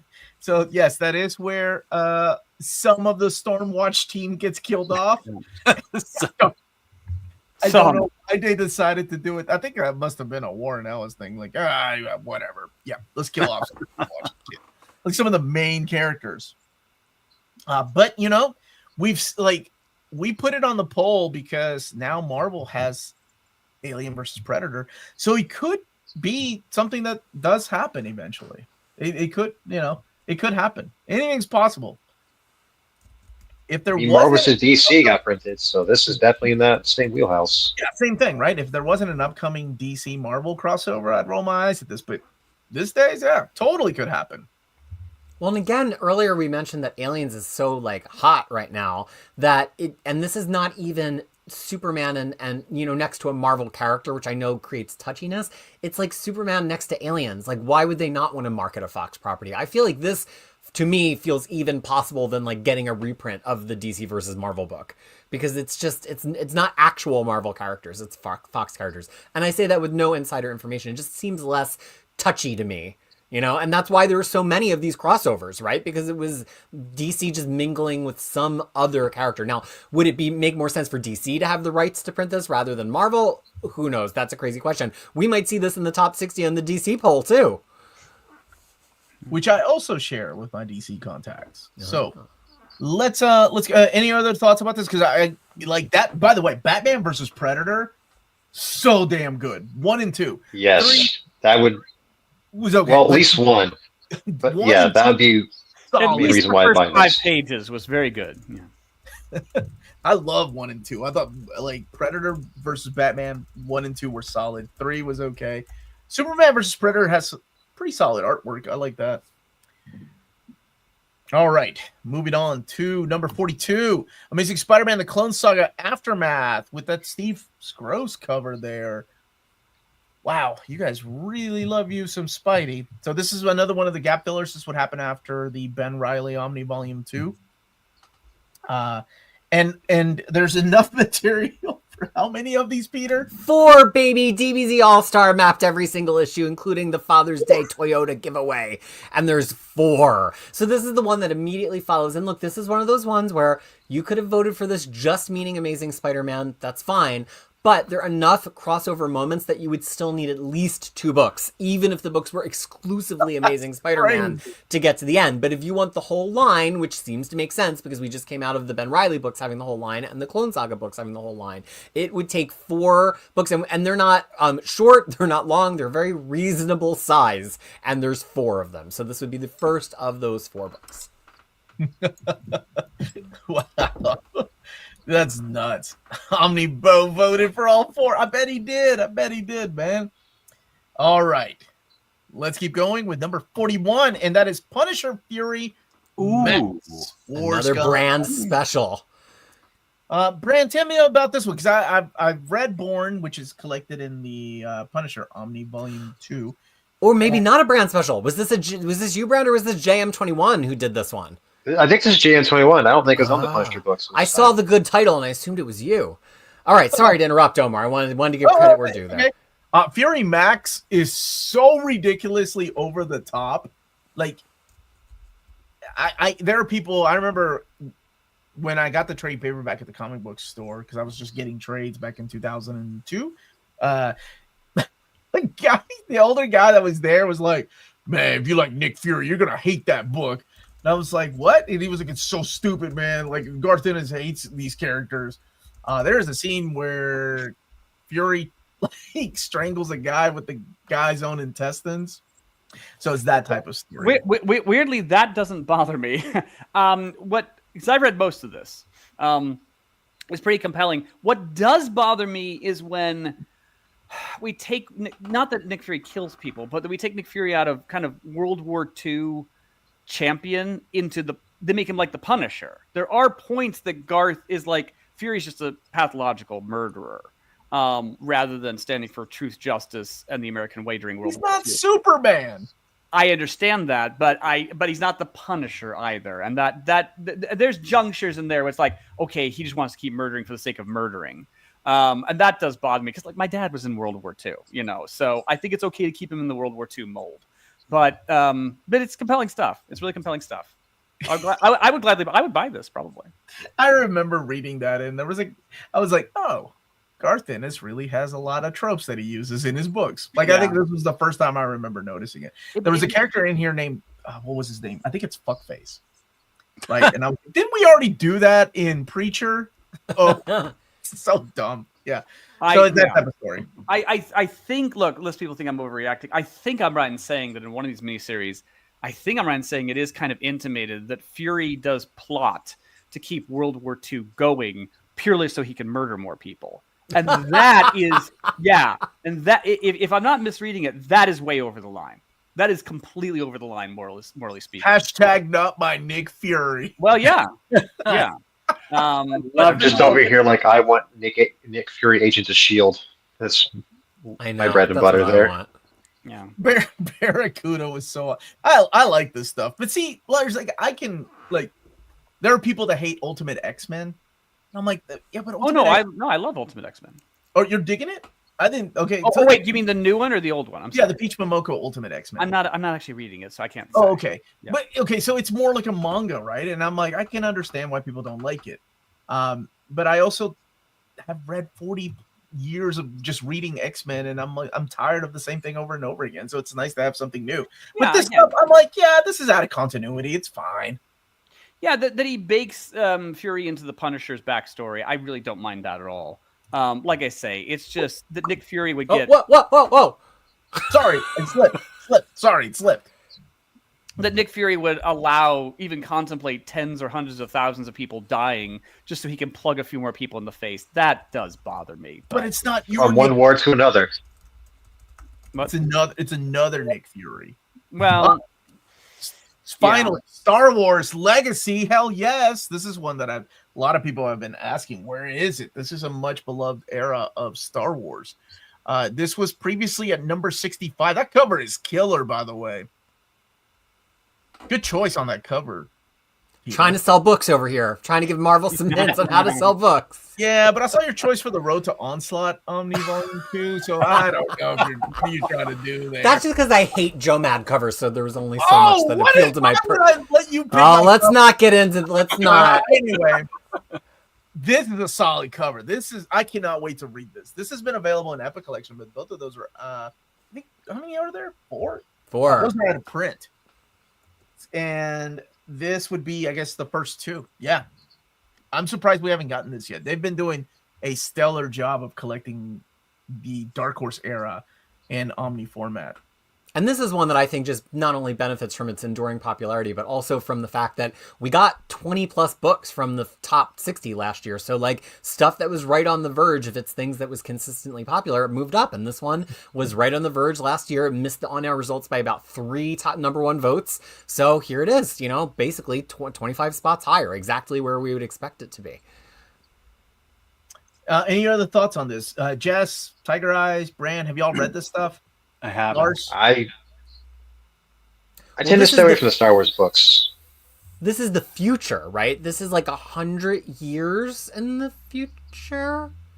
Or I want to say that it's like really Who's our Star far. Wars expert on the panel? I just finished Andor Season 2. Holy crap. That is how you do a prequel. I still need to watch Season 1. Dude, it's so oh my good. gosh, it's the best Star Wars thing ever. This was set over 130 years after the end of Episode 6. Okay. No, seriously, I'm Brand. just so far behind on Star Wars stuff. I need to catch up. It's worth it, dude. Like I was one of those people that did not like Rogue One. I think I was one of the very few people. And now I'm like, I get teary-eyed watching Rogue One because of that stupid show, man. It was that good. That's great. Oh, so good, man. Maddie, you liked it? It was good. What? Dude, it was killer, man. I don't want to go into the spoilers, of course. But man, Ben, what's his name? The guy that was Talos in the Marvel Secret Invasion? Mendelsohn? Yeah, Mendelsohn, right? That guy's sounds a right. killer actor, man. So Secret Invasion pisses me off even more after realizing, they just wasted this actor on that horrible script. That show... yeah, let's not talk about that one. Congratulations. This is the one time I think spoilers are very appropriate. Most of the time I'm like, spoil the damn thing. But yes, this is, yeah. Oh, yeah, man. Because I don't know if you know this or not, but the Empire is planning a Death Star. What? Wait, another one? Okay, so. All right. They're on number 3? 39. Uncanny X-Men by Matt Woo! Fraction. Talk about wasting your votes. Oh. Hey, if Peter can share his thoughts, I can too. This era sucked. This is the best era of X-Men before Krakoa. X-Men will probably never get any better than this ever again. Oh my god, what's wrong with you? Not just because there's art from Greg Land, but because Matt Fraction basically says Cyclops finally gets to be really, really in charge, and not just in charge of the side squad and Astonishing, which was that Joss Whedon had been doing for 4 years prior to this, but in charge of everything, right? Professor Xavier's on the outs at this point. This is just after, about 6 issues after Messiah Complex, and so all of the X-Men roll into San Francisco. Now, this has been collected in a series of Matt Fraction complete collection trades, but the trades don't collect quite everything there is to collect from the Utopia period crossing over with Dark Avengers, and the trades completely skip Second Coming because they issued that in a Marvel Milestones paperback as an X-Men event. So, or I think it was called X-Men Milestones. So this would collect the first half, effectively, of Fraction's run. It begins with issue 500. He co-wrote some of the issues before 500 with Brubaker, but Marvel has never treated that as part of Fraction's run. And this would basically run right up to the end of the Utopia crossover. Now, JM21, who mapped pretty much everything X-Men on this wall and mapped it spectacularly, pointed out that you could actually push a few issues further than that into Nation X, because that has some of the fallout of what happened in Utopia, and I don't think he's wrong. So this could actually push a little bit farther than this, and it would still probably fit into one book and make perfect sense. The really great thing about this is there were no oversized collections of a lot of the 500s of Fraction before we get to Utopia, and so this would be the first oversized collection of about half of these issues. I'm gonna change my mind really quick because I cannot agree with Warren. So does not suck. It's actually okay. I take back what I said. It's not that bad. Get him, Lars. Yes, I don't know doing, which side Lars? I'm supposed to get. No, I find myself weirdly in the middle here between Peter and Omar because you like it there.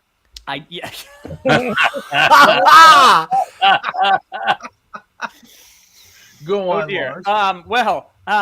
I did read this. I remember thinking the first volume, I was like, oh, this is actually really good. And then there was 2 more volumes. And I thought the whole Utopia concept was just stupid. Somehow that they're going to headquarter themselves on this, very large hunk of rock that's, like kind of, but not really big enough to support them, but it's right there where everyone can attack them. I just found that breathtakingly dumb. And much better than later on with Krakoa, because Krakoa, there's an entire country that they can base themselves in. But I enjoyed the first volume. I remember thinking the first volume is quite good. As you say, Greg Land's art was working at the time. But yeah. Well, there were only 198 of them, or how many at this point, because this is in a post-decimation world. Yeah. I just remembered the bright idea. Let's open Alcatraz back up. All right. Let's Great minds. Super chat really quick. But it started good, but yeah. Oh boy. True believers, thank you for the time you guys put into this list. So much fun. I love ranked lists. Thank you so much. Go yo yo. All right, number 38. More X-Men. Blue and Gold volume 3. What is with this hate of volume 2s, everybody? This is the first time it's appeared on Tigereyes because this is the first time we actually had it up there mapped. So this would collect issues 3. Oh my god, talk about double dipping. Yeah. But X-Men fans are crazy. I know, I'm one of them. There's gonna be some double and triple dipping eventually. Might also include Legion Quest issues. Oh, we argued over this, remember? There's a whole 4-hour show. Go and enjoy us. It's 4 hours of us mapping what might be in this book. Well, I think what's really interesting here is clearly the Phalanx Covenant is in really high demand. It was, I think, was at the top of the OHC poll, Omar? I feel like it was really close to the top.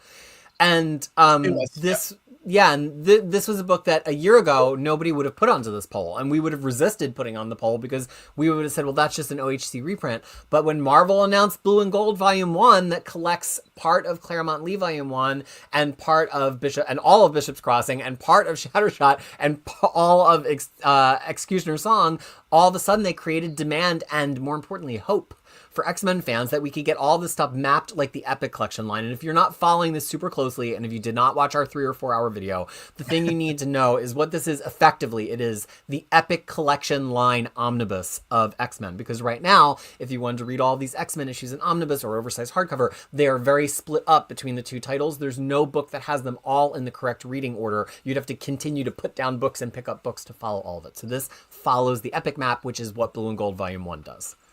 Well, also, there is some double dipping, but Phalanx Covenant Omnibus has been out of print for so long. For a lot of people, it won't necessarily feel like double dipping if you've been waiting forever to get this and not pay like $350. And I think that's what will, that will determine the success of Blue and Gold 1, because Executioner's Song and Bishop's Crossing have been out of print for so long. All right. Anything else? Good cover, by the way. I really like this issue. This is Matthew Ryan, I think, when he started inking Andy Kubert, if I'm not mistaken. Oh, maybe. I love Andy Kubert in this period. This is my favorite Andy Kubert period. Yeah, I dig it too. Although that Superman that he did Up in the Sky with Sandra Hope on inks, solid. All right. 37. Quasar by Mark Group. Why didn't you choose that one cover by Greg Capullo? Lord. This is one of my top 10 that I voted for. I love this era. Mark Grunwald's Quasar. You might want this to collect all 60 issues of Quasar, but due to crossovers and events, that's probably not feasible. Plus, you have the what if stories. Yeah, 60 issues plus everything you've listed. That's pushing it. Yeah. It's a lot of good stuff in here, man. Oh, look at one that. of my top 10 as well. Me too. Look at what you guys did. You put the stuff that Marvel Team Up, Annual 5, Dazzler. Yeah, this is a great run. I love it. And you get some great artwork in here too, like Greg Capullo's first Marvel stuff is in here. And then the X Office pulled him. And I think, just to expand on that point, a lot of people see a 60-issue book and they're like, well, we know it can happen now because of Immortal Hulk, so just do it. But the second half of this, which was listed independently on the poll, included a crossover that was really kind of a line-wide event called Star Blast. That is one of the few Marvel line events that has never been collected. And so, because there's 4 issues of Star Blast, and then there's some Fantastic Four issues that tie in, and Secret Defenders as well.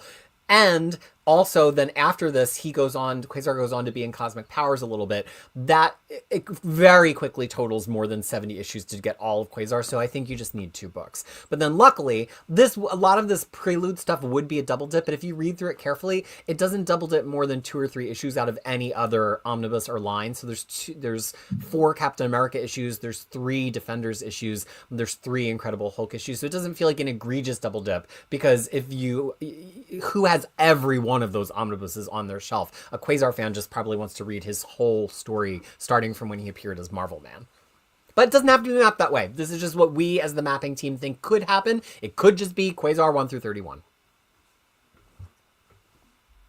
He hasn't shown up in the MCU, has he? Wendell? No, Phyla? No, yes. Phyla has. Because I forgot that Guardians of the Galaxy 3 does have a young Phyla Vell. Very small, blink and you miss a cameo. Yeah, right. Number 36, yes, Spider-Girl. Oh my goodness, one of my most wanted. Previous rankings are 17, 40, and 50. So it slipped a little bit, then went up. And yeah, you have this as a volume 1 because we found out there's going to be a lot of other series after that, issue 100. There was another series that went on with Amazing Spider. Was it Amazing Spider-Girl? Yeah, for 30 issues. My gosh. Spectacular Spider-Girl. I love this era. This is Tom DeFalco, Steve Olive, and Ron Frenz. And this is the only Marvel... What was it called? Was it called M2? Or were they just Marvel? MC2? MC2 sounds right. MC2? Yeah. I think it's the only title from that era that I remember that they stuck with and sold well enough to continue, because Juggernaut's son didn't really sell that well, neither did the Avengers. But even though they make cameos in here, or they make appearances throughout these books. Yeah, we MC2 actually had a fourth omnibus on the poll, which would basically just be Spider-Girl and the MC2, because there's so many books where she doesn't appear in enough to really justify putting them into her line, but they were part of the MC2 family, like Avengers Next and Juggernaut. So there could be, you know, if this sold well, it could happen. There's a new modern epic line. I think they're threatening to actually get this all collected into one format for the first time, which is probably why this has taken a little bit of a dip in the poll, because people, I think, Spider-Girl fans are an army of incredibly rabid and dedicated fans. They kept this series alive again and again and again through sales. Every time they heard it was slipping, they went out and ordered more. And I think it's the same in collected editions. They just want to see some collected edition get all the way through it. So I think since we just got the Marvel era epics, I think their ardor was slightly cooled this year. But this has always been a popular vote ever since it first popped up in 2019.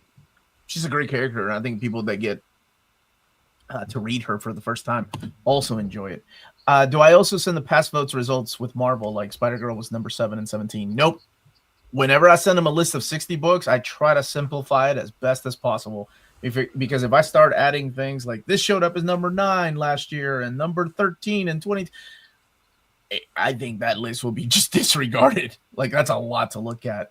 So I try to simplify it as much as possible. Number 35, Ghost Rider Johnny Blaze, Volume 1.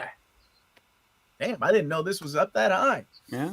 Apparently, it slipped a little bit from 2018 and 2023, but came up a little bit from number 60 in 2024. It made it last year, and it's come up. That's awesome. Surprised this hasn't happened yet, because the Masterworks, I think, end this year. I think the Masterworks with Ghost Rider end this year. So we'll have enough for 2 volumes, Peter? Is that how you have it mapped? Yeah, I mean, I don't think that Ghost. I mean, seeing how popular the Danny Ketch volumes are, maybe Marvel gets greedy and decides they want to break it into 3 volumes. But it's only 7 Masterworks, so I think in this case, probably based on what we've seen from Marvel in the past, they would find a way to get it into 2 omnibuses. The Masterworks are pretty well mapped. They really only leave out 1 or 2 issues that Ghost Rider appears in, and only because they've been in other Masterworks lines. So this would follow the Masterworks map pretty closely. He's really not anywhere else. Literally, there's only 2 other issues you could even think to put into this first volume. Yeah, so this is the classic stuff that eventually, you know, it takes place before the Danny Ketch era, but Johnny Blaze does play a role in the Danny Ketch era. All right. Jess, are you a fan of any classic Johnny Blaze Ghost Rider? I have the first 4 Marvel Masterworks. I'm trying to decide if I want to keep going or if I've reached my limit with it. Yeah, I am a fan of the original guy, though. Yeah. Does the quality taper off later on, or have you just had enough? It has more to do with my wallet. If I have to get 3 more, I don't know. I'm still missing that one Spider-Woman Marvel Masterwork, and I really have to get that. Well, dude, you need to get that, because as soon as you get it, I'll announce the Spider-Woman on it. And this has been on the poll, on and off the poll, since Tigereyes' first poll in 2013. I think in the chat, JM21 said there's only 5 books from the first poll that have yet to be printed, one of which is Roger Stern Volume 1, another which is Roger Stern Avengers Volume 2, and this is one of those books as well that's been around forever. At the time, again, a pipe dream, because there weren't even Masterworks at that point. And here we are years later. All right, number 34.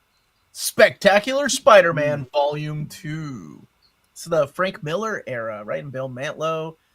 This will contain the Spectacular Spider-Man. Oh, yeah, it would double dip with the Roger Stern era of Spidey.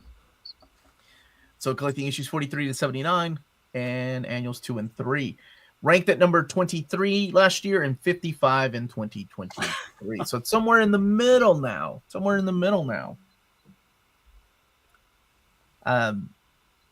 It will double dip. So I'm curious. Well, I guess it doesn't matter. People like Spider-Man will Well, and it goes far enough beyond Stern that I think that the Stern stuff only accounts for like half in some. So I mean, it's a double dip, and some people have had that Stern book on their shelves for a long time. But if they want to keep moving through Spectacular to get all the way to that Conway material, then it's got to happen. It's a necessary evil of collected editions, with double dipping and stuff like that. I think I've long made my peace ages ago about double dipping when I bought Triumph and Torment 3 different times, one in the Doctor Doom book and in 2 Epic collections that released that same week. So, but it's so good. It's so good, right? It's worth it. It's just, I made my peace of that debate long ago.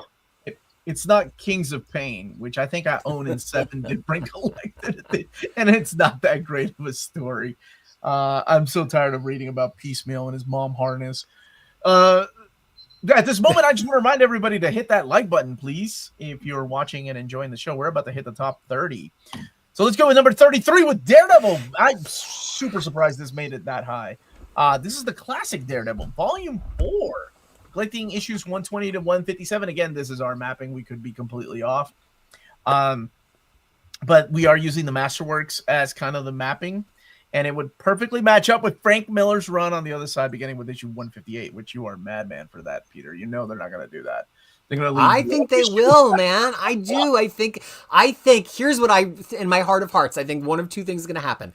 Either the next time they reissue the Frank Miller book, they just put the one missing issue in and they call it Daredevil Volume 5, and people have a meltdown. Or they put the one missing issue in this book and they just allow the Frank Miller book to continue to exist. The numbering stops here because after this, it could be Denny O'Neil and then Nesenti. And so this will be the last numbered Daredevil volume. You forget the most important part about that. Original colors. The Frank Miller Daredevil Omni that's out right now has a little modern color that some purists don't like. Well, I guess we got to put the Miller book back on the poll for next year. I didn't know that it was another Walt Simonson situation. It's not that in your face, but it is definitely modern colors in there. And some people were like, nope, I'm going to get the Marvel Masterworks because I want the original colors. And they need to add issue there 1. There you go. The Steve Ditko issue. Yes. Thank you for that super chat. So I think it's funny that Daredevil... together, I did put 162 in this. I think it's funny that Daredevil was seen as a low omnibus seller for so long, especially the classic material. They waited so long to do a volume 1, and they let the volume 1 sit for a while. And now it's like, with the show being back, with how popular his comics always are, Daredevil's turned into a pretty consistent seller. Probably a better seller on omnibus than Hulk, I would go so far as to say. Oh, probably, yeah. Yeah, I'd agree. No, and there's a thirst for this one because it plugs a hole. You know, it gets you all the way up to Miller, and then from there on. And also the letter pages. Let's not forget that. So yeah, I mean, you know, people will buy it again. They call it a Daredevil Volume 5. People will buy it. Come on, Peter. Why are you even tripping? All right, number 32, Avengers Volume 6. So again, using the Masterworks as the mapping for this, and this was previously ranked at number 42 last year. Number 5 was 27 in 2022, but we got a Volume 5, and now it's a Volume 6. So I think it's guaranteed we're going to get this next year because they always put out a classic Avengers omnibus in a year that there's an Avengers movie. And so if we truly are going to get Avengers Doomsday next year, this will appear absolutely positively. Absolutely positively. Okay. Jess, were you a fan of this era? I'm not the biggest Avengers fan, so I apologize, but I did not read any of this. You haven't read it? The Korvac saga. I did, and now I did read that. I remember enjoying that, but the rest of the Avengers stuff never appealed to me. Avengers existed before Byrne. No, it didn't. Yeah. Lars. No, I'm making that. No, weirdly, yeah, this like. No, I really like the Korvac saga. I really like the Perez issues. There's quite a bit in here that I would enjoy. The next volume will have the big controversial 200th issue. Oh boy. I do know that. And hopefully the annual issue that just undoes all that crap before. Claremont saying like, "Oh, shooter." They usually do that, man. All right, number To me, 31. this is. Oh, I know. I'm sorry, Peter. No, Yes. no. Okay. I want to talk about the next one. I would just say, to me, this is the Avengers era where there's like actual memorable Avengers stories. A lot of Avengers stories kind of just go by, especially after we get past like Kree Skrull War. In the last volume, there's not a lot of super memorable stuff, but Korvac Saga is a foundational Marvel story. That's all I'm saying. Yeah, agreed. Shots fired. 200. But now let's talk about a book that all of us are very excited to talk about. Is this Phoenix Volume 4? We could retitle it Phoenix Volume 4. X-Men: The Age of Krakoa by Kieran Gillen. My gosh, up to 31. X-Men fans. This is the first thing I voted for that has been on the list. So Congratulations, Lars. All your- either I'm about to have a mad string of wins here, or I just got shot down in flames. It's hard to say. So mapped. Okay, Immortal X. Yeah, everything that he did in X-Men during the Krakoa era, including the crossover stuff in here. How much of Judge Axe did you? Oh, you put all of Axe. Well, no. Well, hold on. Let's not get crazy. on. So right now, I call this era of Krakoa the four-legged stool of plot, right? There was a lot of Krakoa stuff happening, but the four legs were Duggan, which we have coming in an omnibus, Ewing, which we have coming in an omnibus, and the other two legs were Spurrier and Gillen. So since we already know what the Duggan and Ewing omnibuses look like, we know what this will look like. So the Ewing omnibus did collect material that is in the Fall of the House of X era that will be in the Fall of X omnibus. We're getting it double-dipped within the same year, but it didn't collect anything that was part of the core of that omnibus. So this Gillen omnibus would almost certainly do the same. The Duggan omnibus did that too. It collected his issues of X-Men 2021, but it did not include Duggan's rise or fall of the House of X. So by the kind of commutative property of how Marvel maps, this Gillen book would probably have all of Immortal and X-Men Forever, because X-Men Forever was just the last arc of Immortal renamed to something else to boost sales, but it probably would not have his Rise of the Powers of X or Dead X-Men co-written with Steve Fox, because that's the way the other omnibuses have behaved. Would this include all of his AVX material, or not AVX, sorry, all of his Axe material with Judgment Day? Maybe, it could. It's not essential. It would be a huge double dip, but there's room. But this would primarily collect his Immortal X-Men and his parts of Sins of Sinister, because again, the Al Ewing book set the precedent that Al Ewing's work from Sins of Sinister are in that book, so Gillen's work would be in this book. This is so good. I mean, as you say, there's about four legs to the stool, but this leg in particular was really excellent, much better than his first run. I remember at the time, first run too. Every single time an X-Men by Gillen issue came out in this era, I was like, oh, this will be really good. Let's go. First one on my I like when people are finding the one off their ballot that they voted for. I'm happy. 3 out of 10 so far. My chances to get 3 more, or maybe. All right. Let's go to the top half, baby. Top half of the poll. Here we go. Number 30. Hell yeah, Oh, baby. Lord. Look at that. Oh, my Number 30, baby. Look at that. It's rising. It's rising, baby. Look at that. Previous rankings. That can't be right, Peter? It is right. 185? It's not right. In 2024? I'll year? check. You better check. I might have put the one on by mistake. Maybe it was 85. Let me check the. Let's go ahead and call it Hawk 2. I like that. Hawk 2, Dark Hawk 2. Oh, now you just ruined it. Never mind. That went really dark. I mean, I'm not surprised that people voted for this one. I'm just surprised how many other really striking omnibuses it beat out. That is a mistake. It was 85 last year, not 185. Good call. Okay, that's okay. But look at that, man. It's come up. This is 51, and now it's at 30. I like it. Oh, Dark Hawk. Hell yeah. 90s. Where are all the 90s kids at? I don't know who I'm talking to. Lars, your people were hyping this up, and by your people, No, I know. This is one. I don't begrudge people buying it. I can live without it. I can. Mike Manley on artwork, Danny Finger. Oh yeah, man, some solid stuff in here. I like this stuff. I don't think, honestly, I don't think it's nostalgia talking. I can admit when nostalgia's talking, like Alpha Flight Volume 3, that is total nostalgia talking. That book will probably suck. Dark Hawk, though, I think there's some legit stuff in here. It's good. Especially that first year of Dark Hawk, it was solid. Yeah, and I think there's a combination of factors here. There's some people who have. Let me clarify something. That's the 90s kid. I don't mean 90s Pokemon kids. I mean 90s kids who were in middle school and high school when they were coming out. Not the late 90s kids when you were getting into Pokemon and stuff. That's what I meant. I think feel there's a called out combination here. of factors. I think it's the 90s nostalgia. I think because this has never been collected in color all the way before. There's like one classic trade. There doesn't seem to be any hurry for it to get an epic collection. I also just think that he's a character that people have always had a fondness for. Like whenever he shows up, there's a certain group of fans that's like, oh, Dark Horse's back.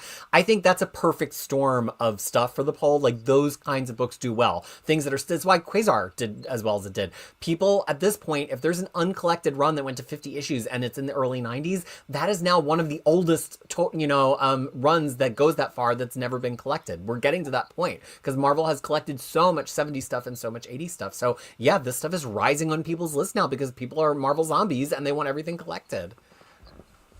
Thank you, Spider J. When you're younger than Darkhawk, but still want this Omni. Let's go. I like that.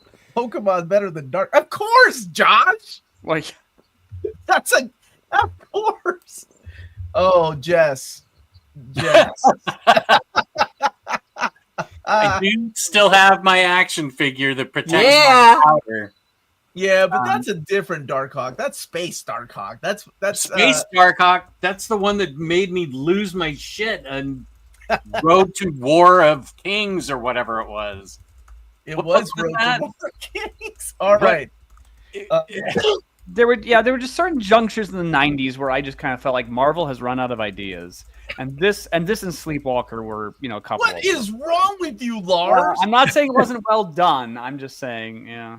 It was the Cosmic Pentology where book number 4 where I just ran into the wall with him. Is that what it's called? A pentology? Did we agree on that? I don't think we agreed. My ex is better than I don't. Oh! Can your ex fly in the vacuum of space? You might wish, maybe, that they would. I had to highlight that one. I don't know. thank I'd pick Darkhawk over some X-Men books that gets printed out nowadays. So you. Crushing Crisis. Did you get my email with the corrections for your site's Omni maps for this poll? I did, but the world being what it is, I had to move on to start mapping DC. So I'm going to go back after we get DC in the oven and go through all of the corrections. People were so amazing. There were corrections on Reddit. There were corrections on the Marvel Masterworks board. People sent emails to the site. People put comments on the site. It's been amazing. This has really turned into a community project, which I love. So if you didn't know, right now for the DC side of the poll, and there's only 24 hours left, on the Omnibus Collector Reddit and also on the Near Mint Condition Discord, if you're a Patreon member, we already put up the whole list of titles that will be on the DC poll. Every title. No mappings, just titles, because we want to know if people feel like the titles are confusing or if we missed something. So every year we're trying to do better and better to kind of capture all the wants and all the corrections from the community. And I just need some time to catch my breath to get the rest of the Marvel corrections like the ones that you sent me. And ditto for me, the people that have reached out about certain things that need to be added and stuff. I haven't had time to. I've actually started them and put them in a folder to get back to everybody. But thank you all for the input. Let's go on to number 29, Darkhawk Volume 2. Daredevil. Oh my God! Who? Omar, it's your time, baby. God almighty. DG, shut your mouth, Lars. Daredevil by DG Chichester. Hell yes. That is the perfect cover for the era. Why did you not put Fall from Grace on the cover? Scott McDaniel? I almost did, but I thought that this one is like just so crazy and dynamic with him riding the horse. Okay, what the hell's happening? What's Also, going on? Did somebody hijack Warren's account? Like that is 3 things we've agreed on today. I don't like where this is going. I think I stepped into the wrong earth. I grew up on did a we horse find farm. common ground? You grew up on what? I grew up on a horse farm, and that is the most demonic, rabid horse I've ever seen. Oh, you need to read Berserk, my friend. Good God. You need to read Berserk if you want to see a rabbit horse. Give me the Senti Volume 2 first, and we can open a dial. I like that, Matt. I like that you're open to it. I did not doctor the pulse, I swear. I'm just honestly surprised. Omar's wet dream fulfilled. I don't see New Warrior's Companion yet.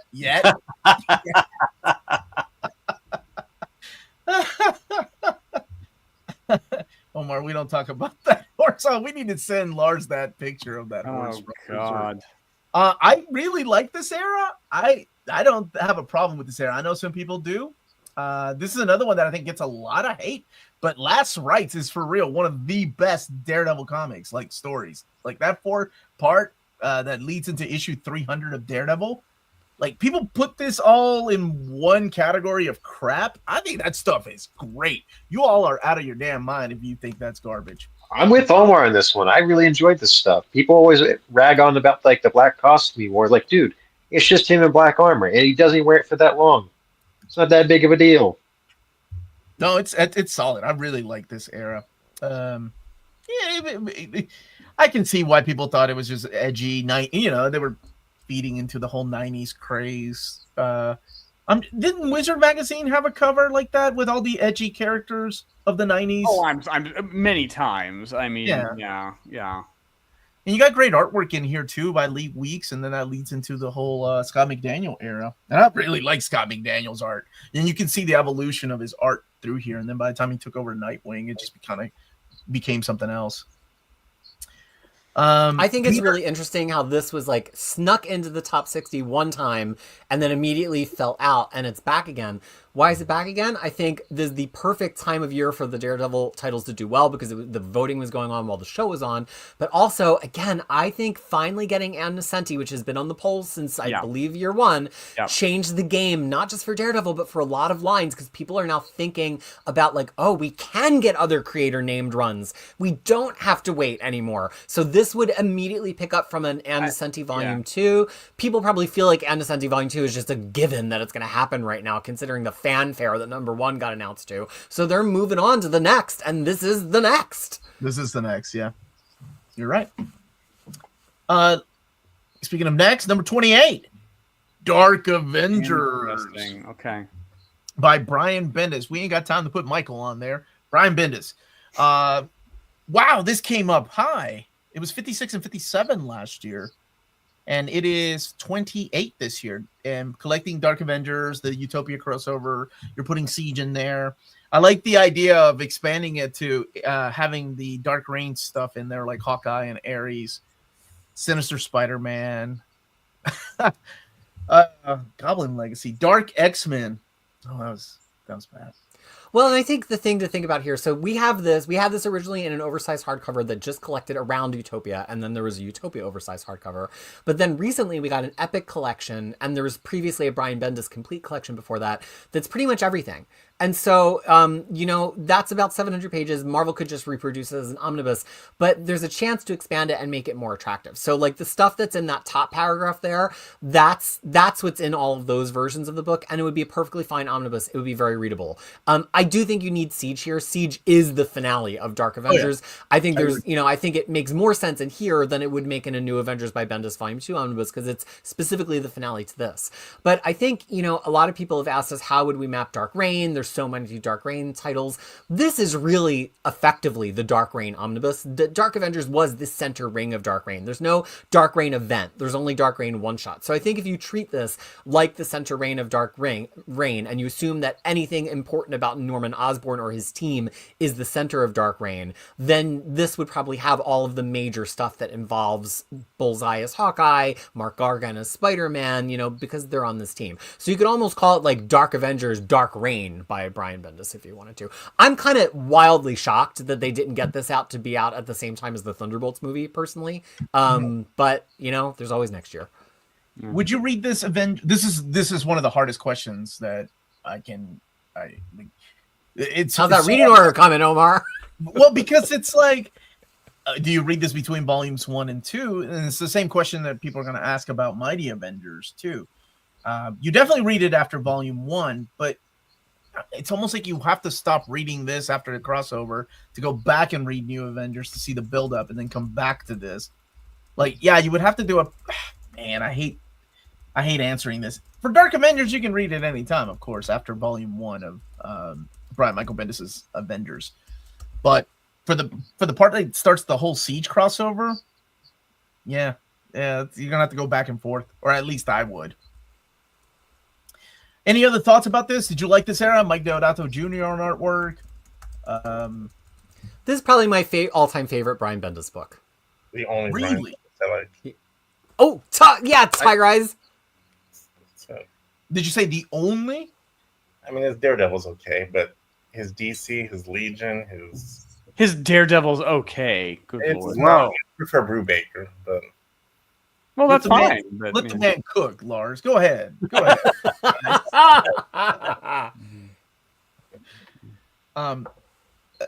Okay. The only good Bendis. I like that. Yeah, being honest. I definitely enjoyed this era way more considering to the Thunderbolts that's coming out around this era. Didn't feel like Thunderbolts at that point, and this definitely did. I mean, look at the cover. It literally has a Thunderbolt in the background. Like the whole concept of what the Thunderbolts originally were might as well have been Dark Avengers. Well, that's more of a lightning bolt. I'm not a scientist, but I get what you're saying. I get what You you're know saying. what I mean. It's more of a. What does a thunderbolt look like, Omar? Lightning. It looks like lightning. Like a dude with a beard. And in the words of Stevie Nicks, lightning only happens when it's raining. Thunderstrike, baby. That's what it looks like, and we better see his ass in the top 10. Jess, Oh, did you enjoy this era? Dark Love Reign, that. Dark Avengers. Did you like this, Jess? Yeah, I've read bits and pieces of all of it, so I'm familiar with it.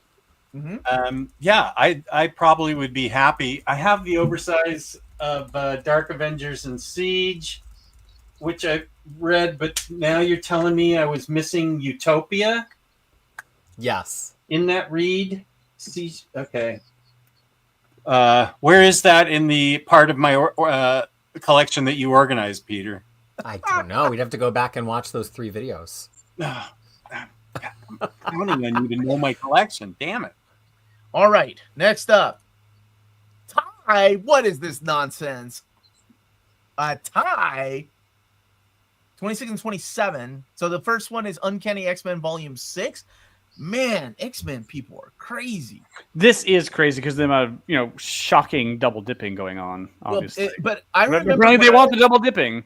Well, when I announced the Prelude to the Massacre, there are people in the comments that were like, I'm not buying Mutant Massacre. Where is X-Men Volume 6?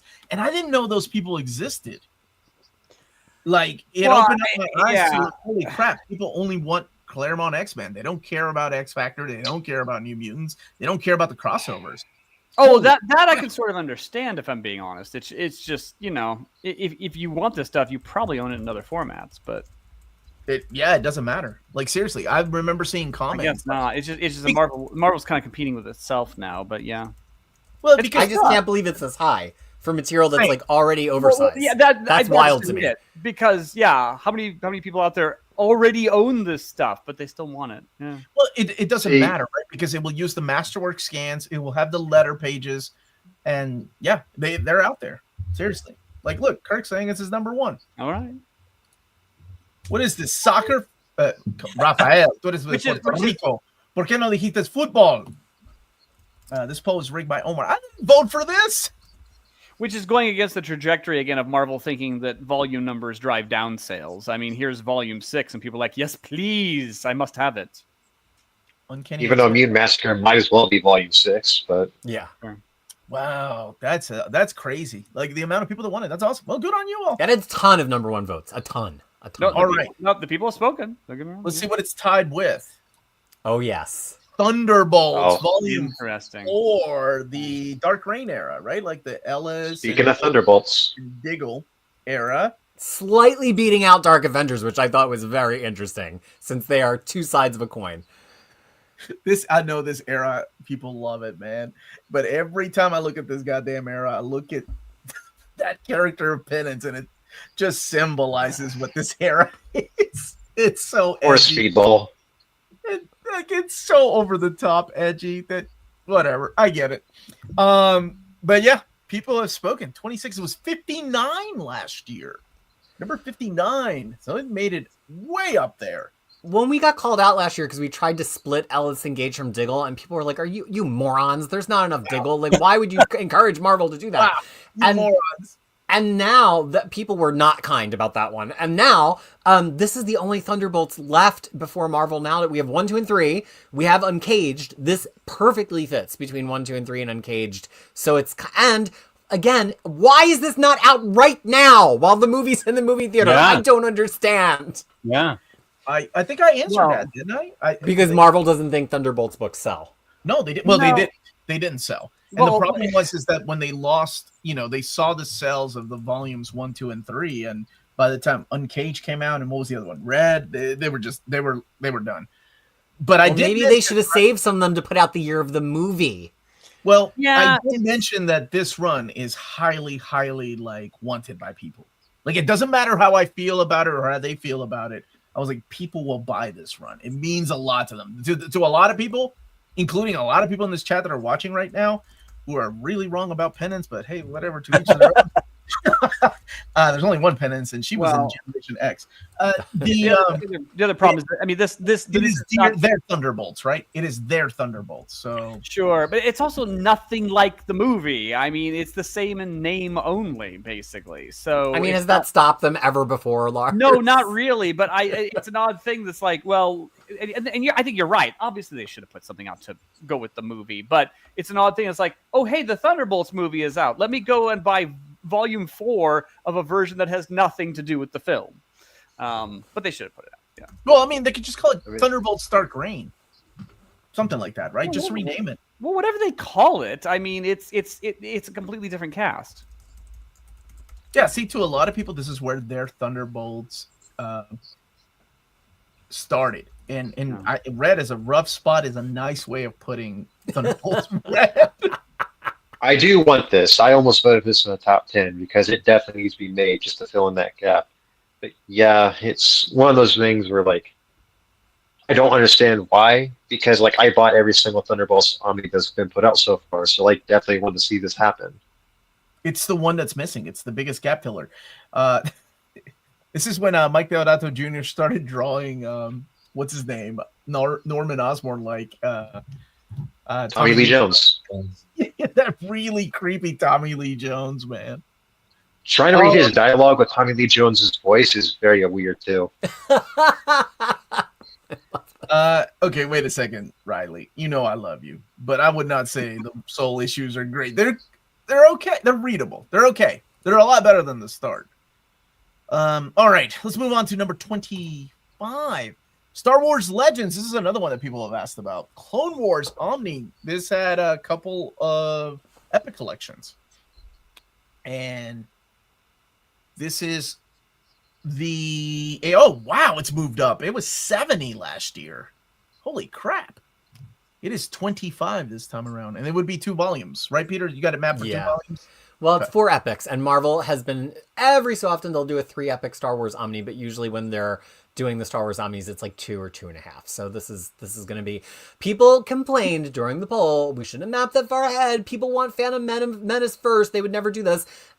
You're wrong, because people are more excited for this material, and Marvel has jumped around between these classic Star Wars Legends eras before. They're collecting sequentially within each named omnibus line, but there's no reason they couldn't start this now and then start Phantom Menace afterwards. There's no reason that wouldn't happen.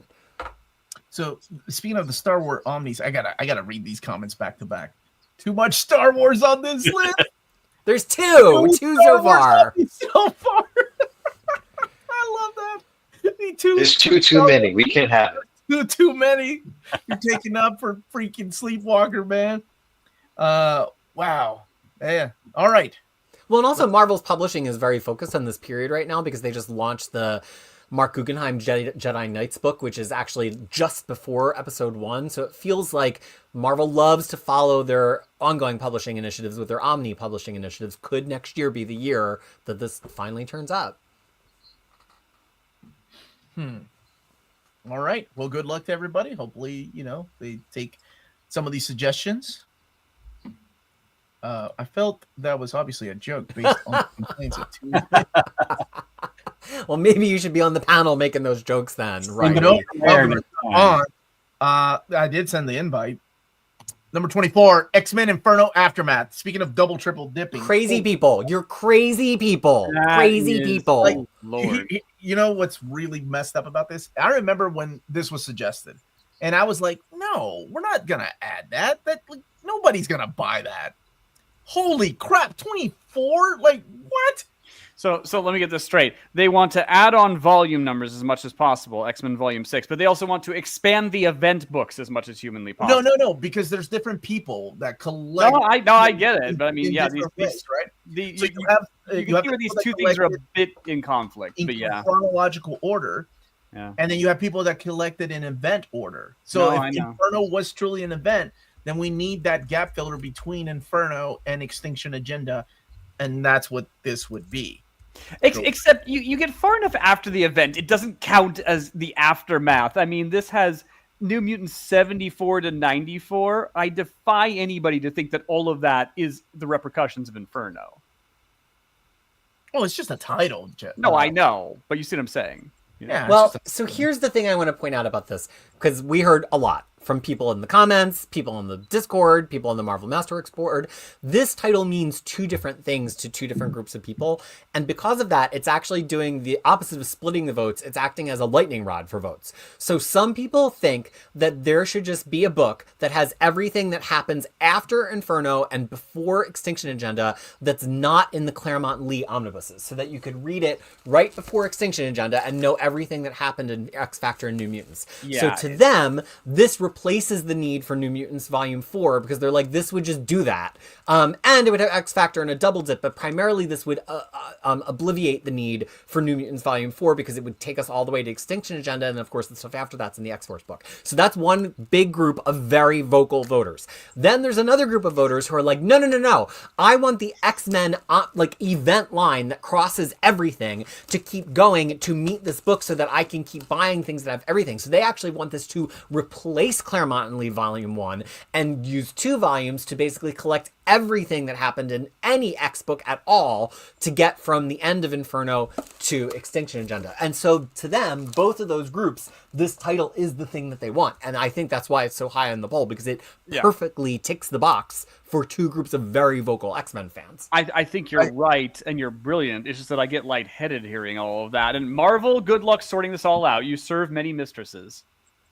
I'm shocked, because I'm with Lars, and I don't, I didn't see a need for this, and I really, when it was suggested, I was like, no, I think it's gonna be wasting votes. Holy crap. Lars, let me live my life, you sassy man. Mickey shits. Oh. Yeah. No. Again, no. Don't get me wrong. If this is what the people want, that's what they want. I just, boy, howdy. Oof. Oh, Yeah.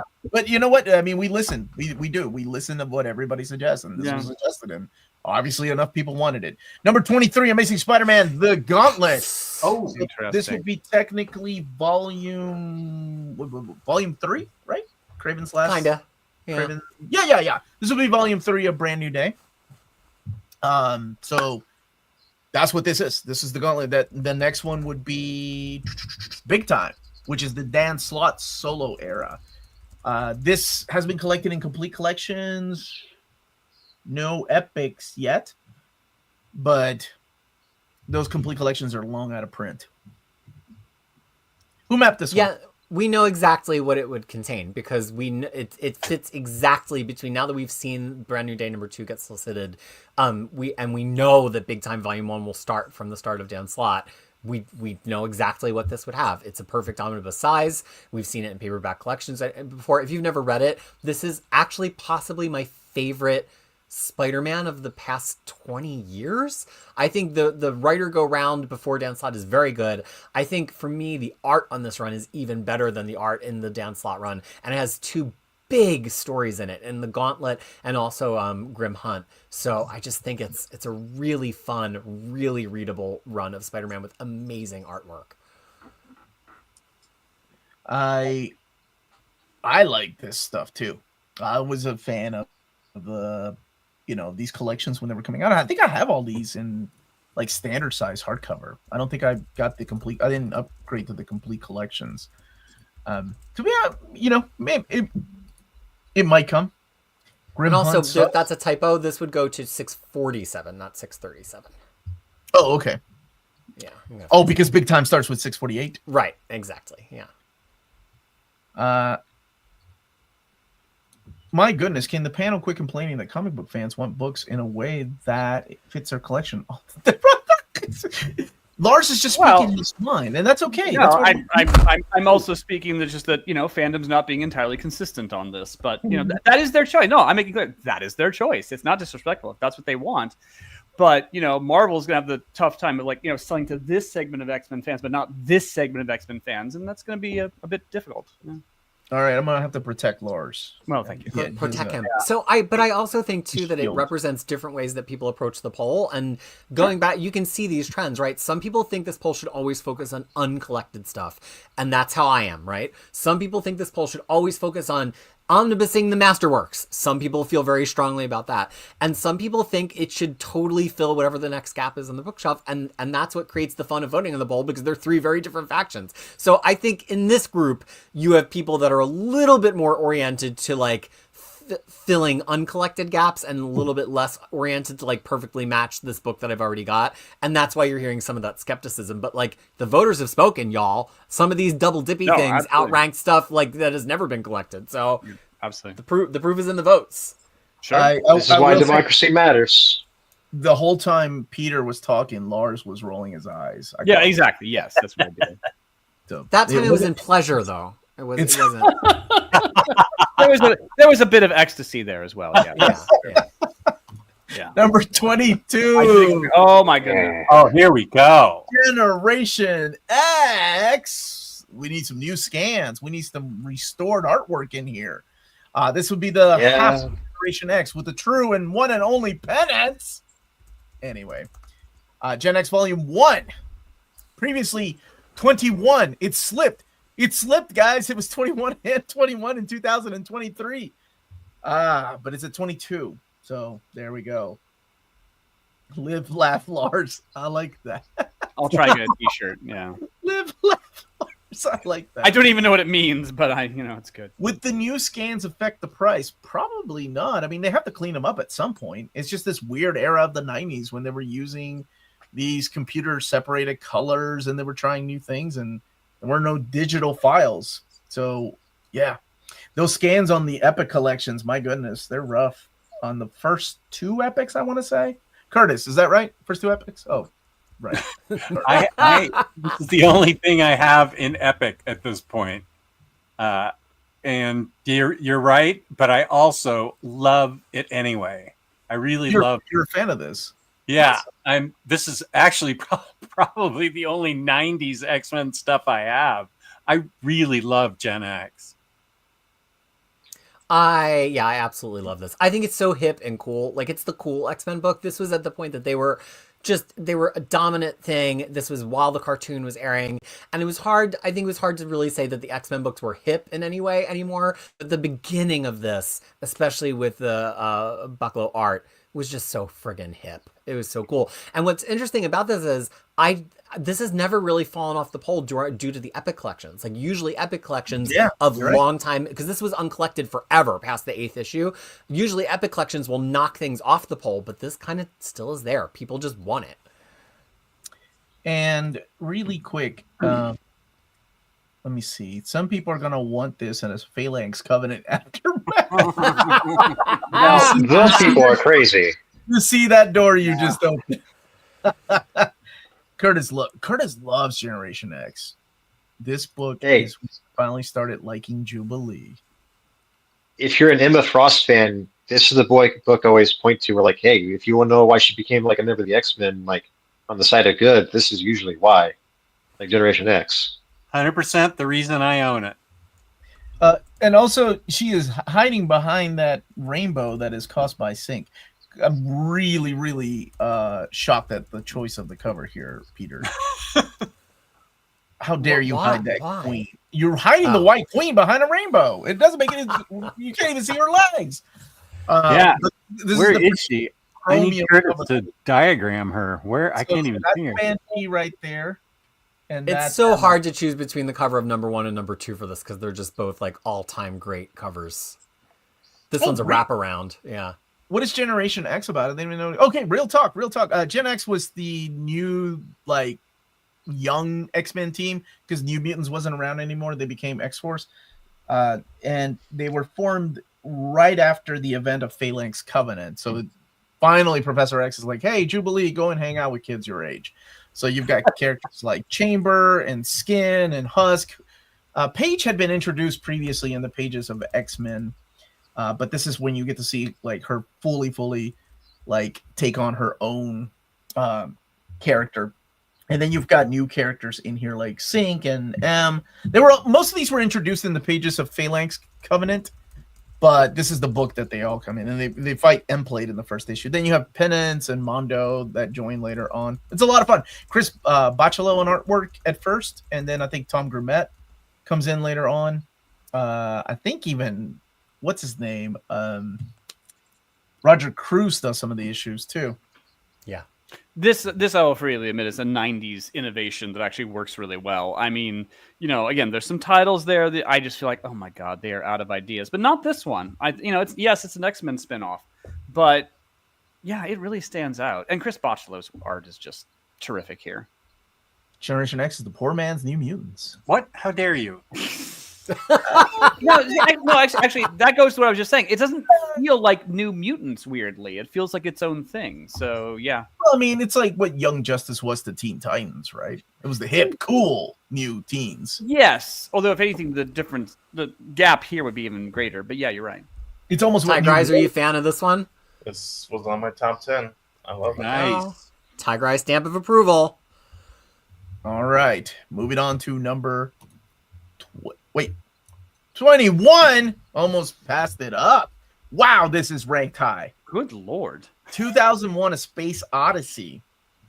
Wow. A lot of the old folks came out to vote for this. A lot of the old folks. Incredible. Not this old folk. Well, old folks with good taste, I meant. Wow. Zing a zing zing. Lars, I did not vote for this one. did you? I'm surprised it made it this No, high. and I don't say that to disparage it. I don't have anything against this book. I just wouldn't have voted for it. Machine Man's first appearance. Yeah, Jack the King Kirby on artwork. It's not one that ranks high on my radar. I'll just say that. Even though I think I have read a third of it or more. Yeah, It's crazy. Yeah, I mean, what are we looking at? 11 issues? Well, the Treasury Edition's oversized, but still, it would be a small Omni. I mean, look at would it be that much smaller than the Godzilla? I guess it would be, because Godzilla is 24 issues. So half the size of Godzilla. Planet of the Apes. This is yeah, exactly. This would be Planet of the Apes. A little bigger than Planet of the Apes, but yeah. Well, old folks, whatever time it took you to dial into AOL to cast your votes on this. Wow. There we go. Yeah. But I think it's reflective of the fact that we did get a Planet of the Apes Omni. We did get a Godzilla Omni. So like Marvel is showing a willingness to finally go back to these 70s things. And these are enduring properties. Like 2001: A Space Odyssey is not leaving the public imagination. And it's drawn by Kirby. Like if they could get the rights worked out, it's a license to sell this book easily to film buffs who there are many more of than comic buffs, and I think that's why they're willing to spend the money on a license like a Godzilla book. Are there a lot of people who remember the Godzilla series? No. When I used to mention it, people were like, there was a Godzilla Marvel comic book with the Avengers in it? Yes. Like, no. But, which I loved and have always loved, but there's way more friggin' Godzilla fans who see the cover of this and just buy it. And I really think that 2001, probably not with the Machine Man cover, is a similar book. Yeah, I think as some people are saying in the feed, it's like, well, it's not Planet of the Apes, is it? It's not Godzilla, is it? Has it ever been properly collected in full? No. Well, that's probably fueling something. Well, it's the licensing, right? Yeah, I mean, yeah. Well, Bruce, I cannot believe people wasted a vote in 2001, owned by Warner. Oh, are you saying I should put it on the DC poll too? Excellent. Don't do that. Don't do that. Well, the thing is like, licensed products have come over to Marvel. Like we've had Godzilla, Brom, and Micronauts. They might is it really wasting a vote if you're that enthusiastic about it, though? Well, here's the thing. Like, remember when there was that whole debate as to who owns Machine Man, right? Like, is it DC or Marvel? How did that get settled? Did that get settled? I don't know. Ask Rich at Bleeding Cool. He's the one that started that whole thing. Yeah. Yeah. Kind of. I'm surprised it made it this high. How many people who voted for this will? Oh God. Taking the small hint at ageism in the chat right now. Yeah. I do love the comment that the older generation does come out to vote. Although there has been rollicking debate in my social circles about, and this is, I promise you, there's a transition here. You know how they say, "What song would you play at your funeral?"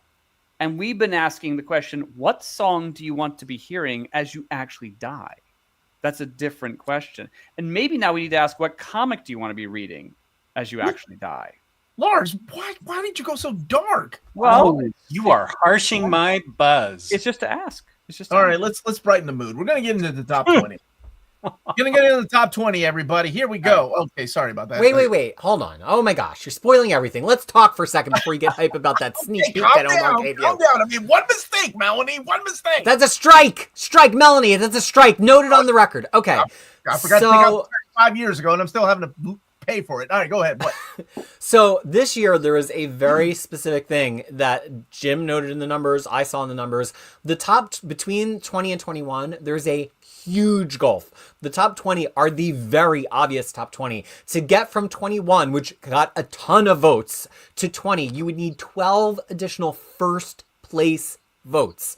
It's the biggest gap between any books in the top 20 before we get to, or the top 60, before we get to the top 5. So this top 20 is really what the people want. People are like, oh, I wish Generation X had made it. I love Generation X too. It was nowhere close. So now let's just do a little bit of numbers trivia, and there's more of this peppered in through the rest of the poll. Of the 653 books, 99.4 got at least one vote. That's even beating last year's record. There's a book literally for everyone and everyone for a book. Of all of the books in the poll, 63% got a first place vote. That's much higher than last year when only 53% got a first place vote. So almost 2/3 of the 653 books on this poll is somebody's favorite. And then finally, I just like this. It doesn't mean anything. It's interesting to me. There were almost 40 or 39% of books got a vote in every position. Like somebody voted first, somebody voted second, somebody voted third, somebody voted fourth. And any ballot that had multiple votes for the same book actually was disqualified. So these are actually 10 different people voting for the book in 10 different positions. 39% of the books attained that, up from 24% last year. So I think the poll, I mean, we can whine about the old people voting for the old books and the X-Men fans voting for the X-Men books, but all the fans of all the books came out for the 13th annual poll.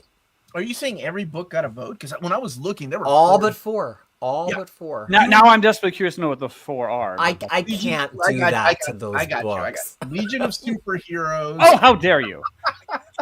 I'm kidding. I wouldn't. I'll say this: the ones that didn't get a vote are probably our fault for titling them badly, and not because it's like crappy material. Okay. Yeah. Okay, that's right. This almost needs the Pearson rule: is that everything is someone's favorite. Yeah. Everything is someone's favorite. Yeah.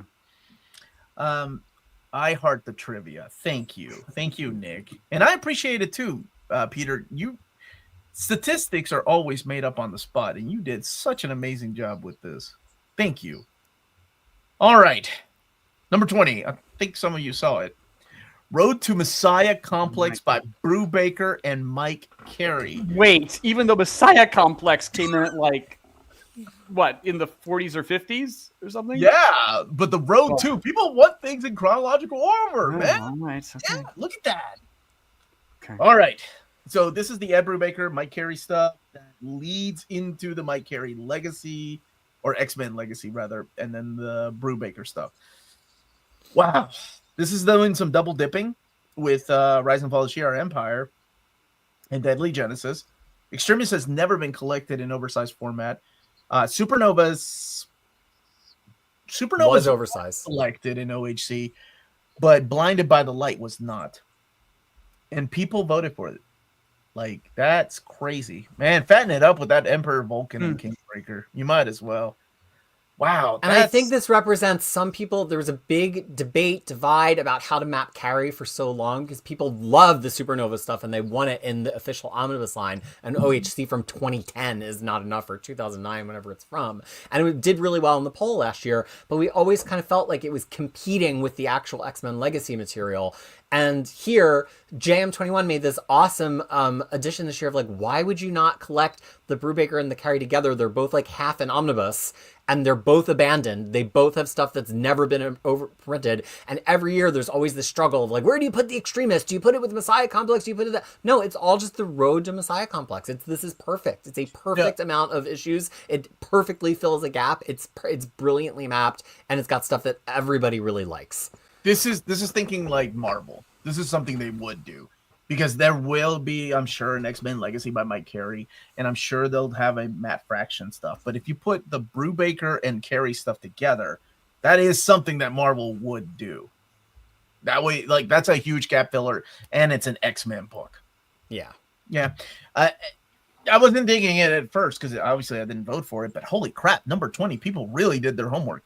I believe this is the worst stuff that Brubaker has written. That Deadly Genesis. Bruce is right. Bruce is 100% right. I'm a Deadly Genesis truther, baby. Vulcan all day. Deadly Genesis got root beard. There's no. Did it really? Yeah. Wow. There's only like I think that's only happened to 4 books. Honestly, here I think the Road to moniker gets overused, but here I can sort of see it because the material kind of is all over the place, and focusing in on it actually might be helpful. Yeah.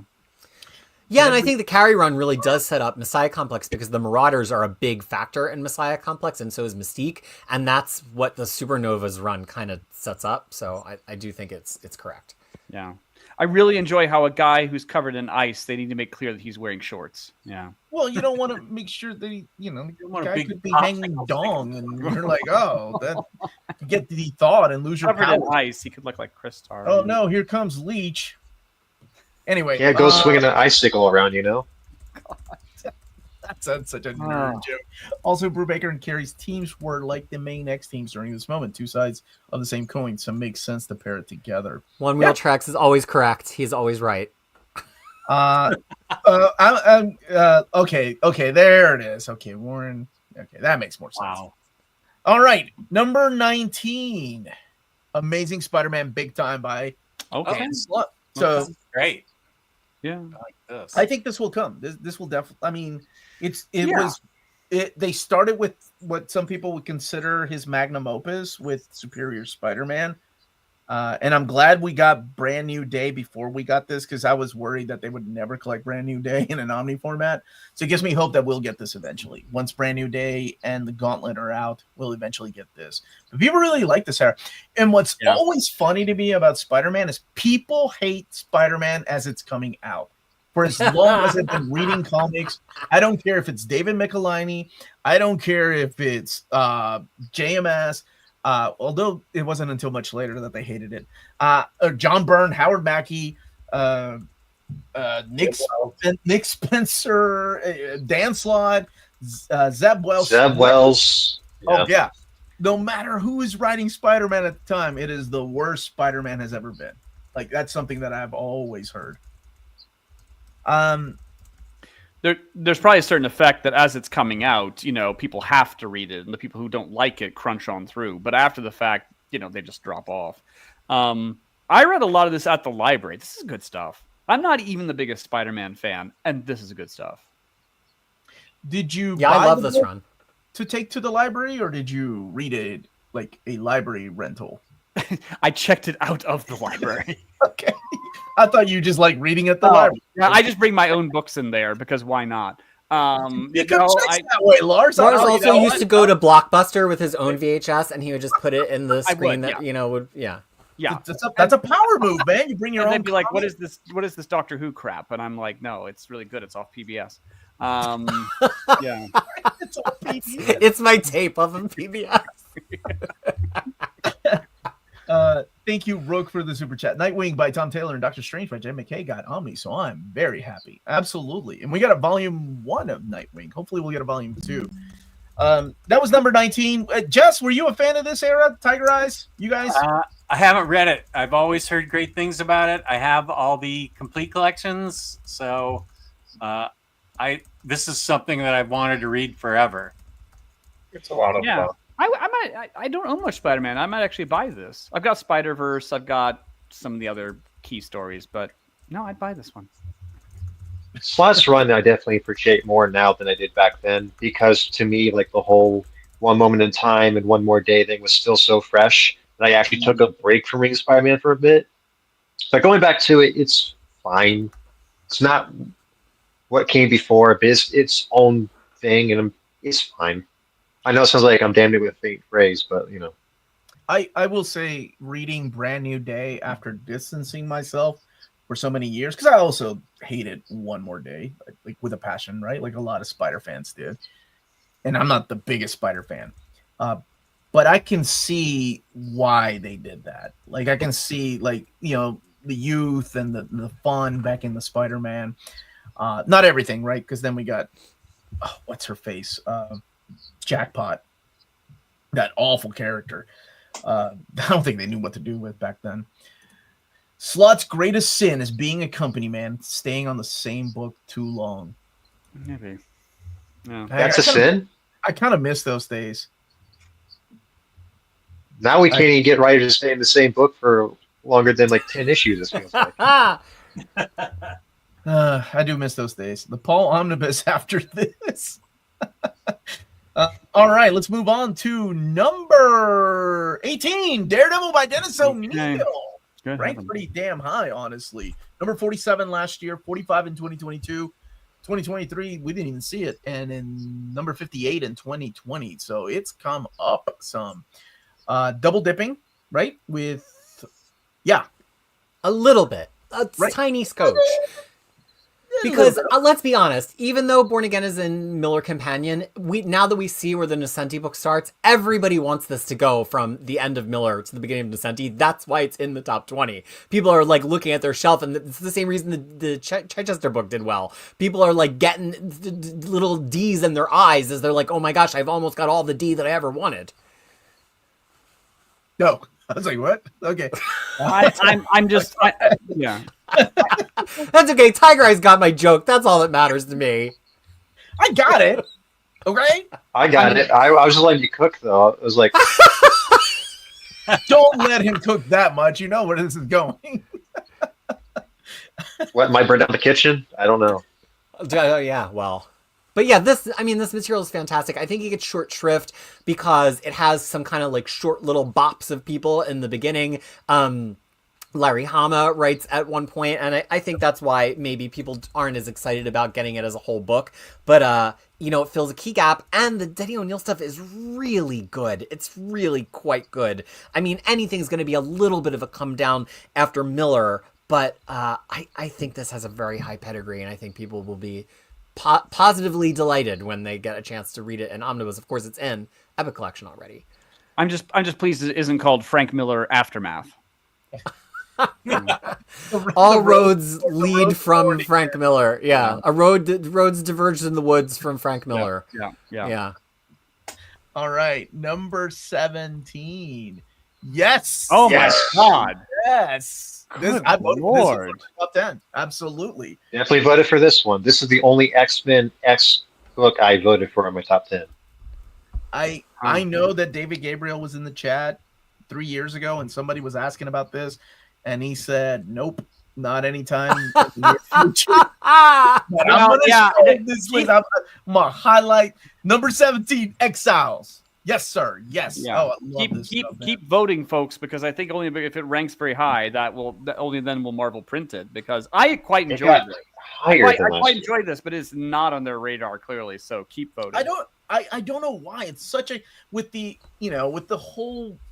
God bless everybody's doing multiverse movies. And one even won a freaking Oscar. How are we not I think doing it's this? Probably because there's just limited X-Men slots, X-related slots per year, and they're not really supporting this. They had a book called Cosmic X-Men, right? Yeah, they're never gonna live that down. Ooh, I know. Yeah, Lars, I'm just making sure in case you missed that announcement. Exiles, yes. Oh my God, it's so good. Judd Winnick, Mike McKone starts it off, and it's this team of like different X-Men from different universes. And they all go on secret missions like Quantum Leap. And there's evil leapers called Weapon X with Sabretooth leading them. Yeah. And Sabretooth and Blink come from the same Age of Apocalypse universe. Nocturne and Morph, and who's that guy? Magnus and Warpath and Mimic. Mimic's leading them. Oh man, it's so good. And it's awesome because you never know who's going to make it. Like every mission, somebody usually ends up dying. Come here, baby. You can say hi. I feel like these are all out of print too. 1 through 6, the They've complete been out for collection. a long time. Yeah. Yeah. Yeah. Yeah, because they never made it into they had Volume 1 had an Ultimate Collection, and then they reprinted it as a complete collection, and that was the only one that they reprinted. Volumes 2 through 6 have never been reprinted. So long out of print. Yeah. No, I'd probably buy this one. Yeah. Please get that new comment. It's so good. This one here? Shalom Exiles was my number one, I hope. Which one are you But a lot of people, it was, I mean, again, these top...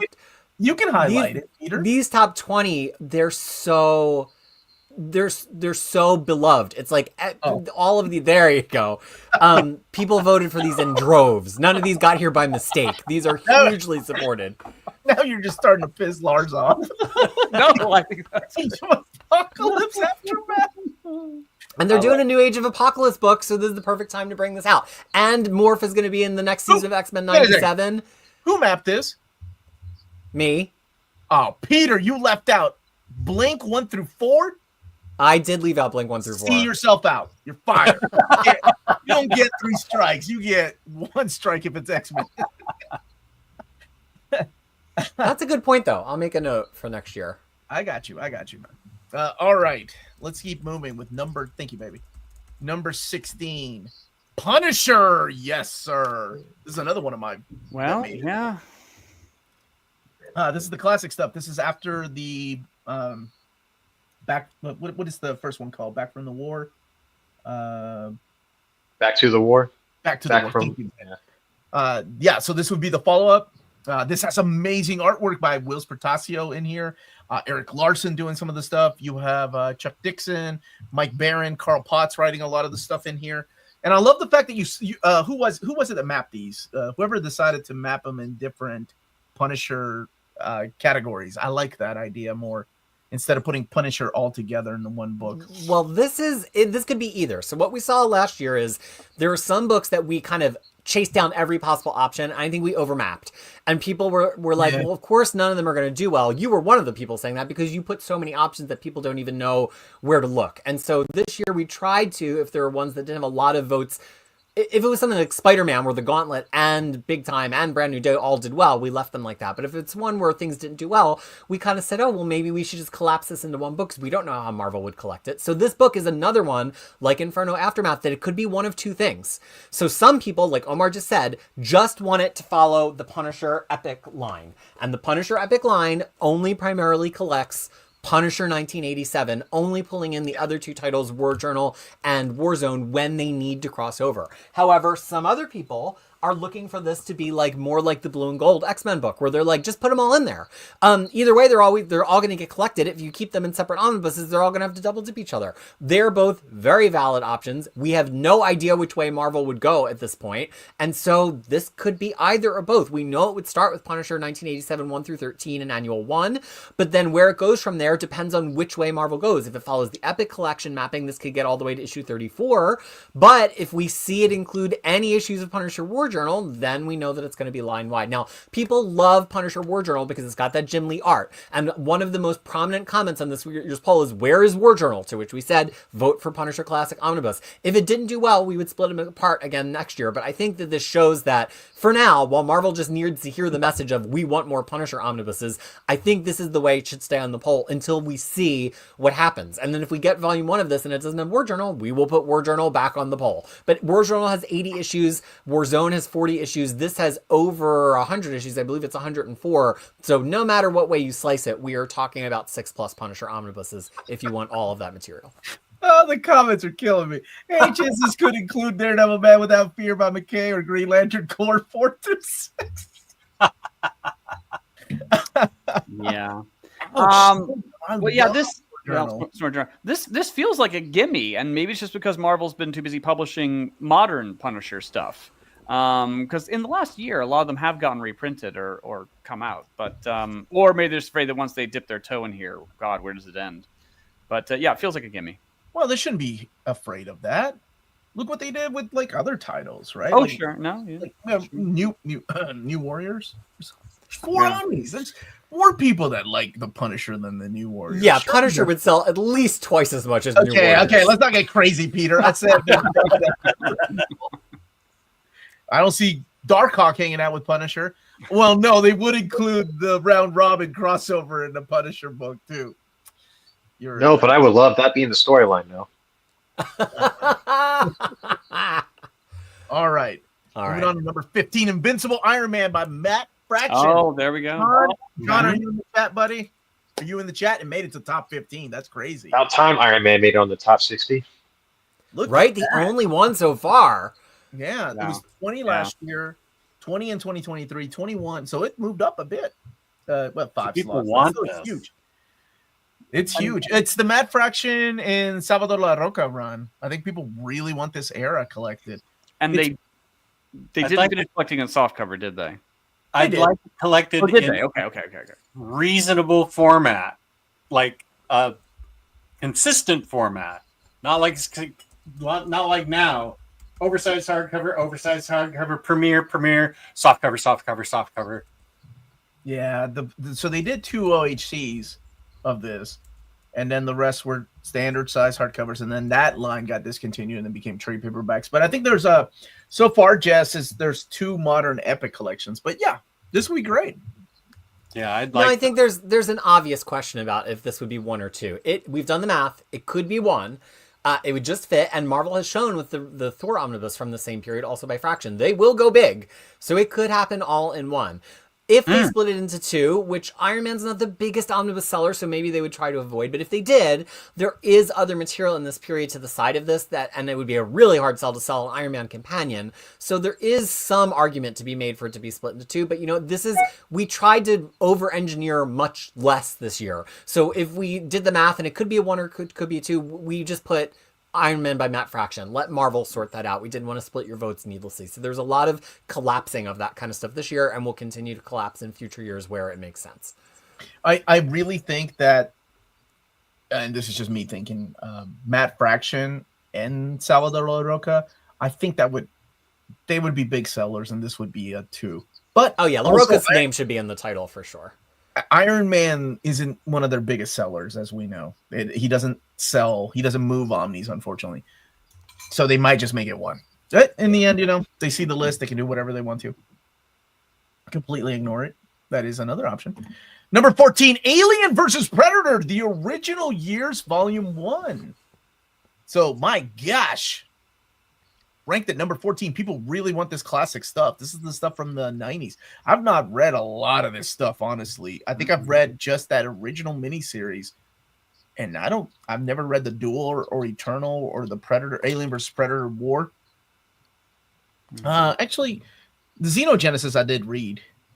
But some classic stuff here from the Dark Horse era. And I love the fact that so wait, you got this map as 2 Omnis? It's probably could be 1, but you never know. I mean, Marvel sometimes on the Fox properties will go smaller because they know they can sell 2. But it's not a ton of material. It's huge, man. Number 14. If it's not a ton of material, then they can probably put it in 1.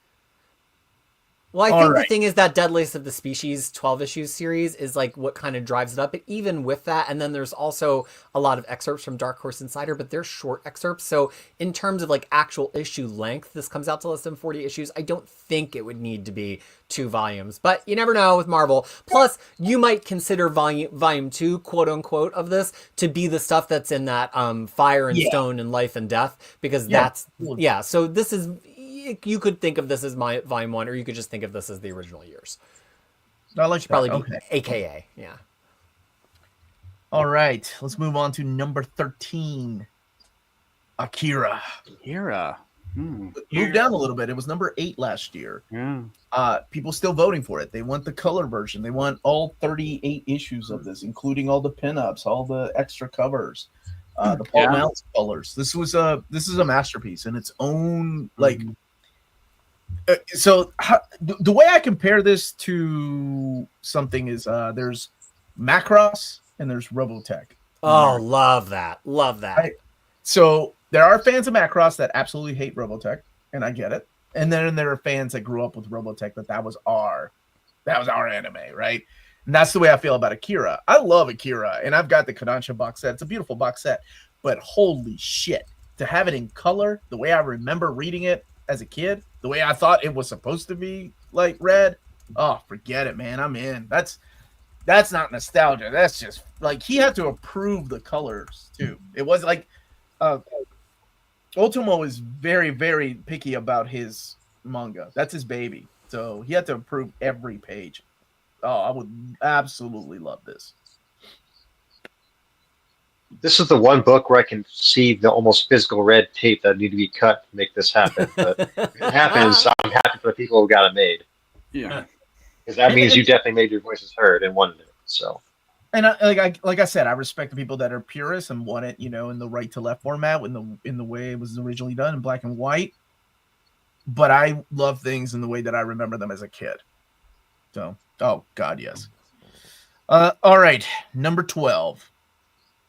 X-Men Legacy by Mike Carey. Okay. You all love you some Mike Carey, and I'm really proud of you all for voting it so high. Coming in at number 12. Was this not in the Tigereyes poll last year? It was at Oh no, I'm sorry. I misread that. Sorry. It was number 14 and 37. Because we mapped it 2 different ways last year. You're a monster. Number 2 last year. Number 7. So it slipped a little bit, but came up from last year. So this is Mike Carey's run of X-Men Legacy. Because you separated it from the Ed Brubaker stuff. So this immediately takes right. place. So now the stuff that comes before Messiah Complex, which would have been totally weird to read in this book, which that's why it placed twice in the poll last year, because we didn't want to abandon that. And that's now all moved into the road to Messiah Complex, which is probably where some of these votes went, because people just want to start at the start. Other people are like, I don't care about starting at the start. I think another name for this book, rather than Volume 1, could be The Professor and Rogue, because this focuses for the first half entire on Professor Xavier, and then it starts to focus entirely on Rogue. It's got great artwork. It's so crazy to me that this is one of the only books from that 2008 to 2012 era that hasn't had any kind of recollection or reprint at all. It's only ever been in the original premiere hardcovers and trade paperbacks, and it has never been recollected. So I think that's why the drum is being banged quite so loudly on this. Of course, people still love Mike Carey X-Men. It is an amazing run, but then also you add to that something that has not been in print since 2010, and then you've got some people who really are demanding it hotly. This is a legit question, and I see this asked often, especially from new viewers. How does Marvel choose what books get to make from these lists? Is it a pick of like the first 30, or do they just pick? Honestly, they have their own schedule, right? Like they abide by their own schedule, and they have projects already in the works. They have projects in the works for 2026 that they've been working on for years, but they do take a lot of our ideas and kind of run with them. They're like, oh, that's a really good idea. We haven't thought of that. So really it's random what they pick and choose. And at the end, like I always say, it's up to them. We're more of a, hey, here's how people voted in case you're, if you were working on that Punisher omnibus that's not coming out until 2035, maybe you can get it out. Well, it's not random in that they have different criteria that goes into this beyond just the fans voted for it. But yeah. Yeah, and it also takes time, right, to restore a lot of the stuff too. As well, there's that. When I got yelled at for Uncanny X-Men 5, because that was not on the docket for that year. It was going to be the following year, but I reminded them that it was the anniversary, so they had to rush it out. But I think that's a great point that it's not a binary yes-no thing. It's not like, oh, Marvel saw something on the poll, and so they pulled it. It's out of nowhere onto the schedule. They probably have like a few-year plan, especially for these big lines like X-Men and Spider-Man, because they don't want to drop every X-Men book people want all in one year. They spread them out to make sure fans have enough money to buy them, and they have sales in the subsequent year. If they see that this is number 12, and they're originally planning it for 2027, might it slide its way up into the back half of 2026? Possibly. So I think it's probably pretty rare. I think Akira, based on what you said, Omar, last year that was the first time it was on the poll because it was the first time anybody thought to put it in the poll. And that was a book that Marvel truly was like, oh crap, we had never even thought about that.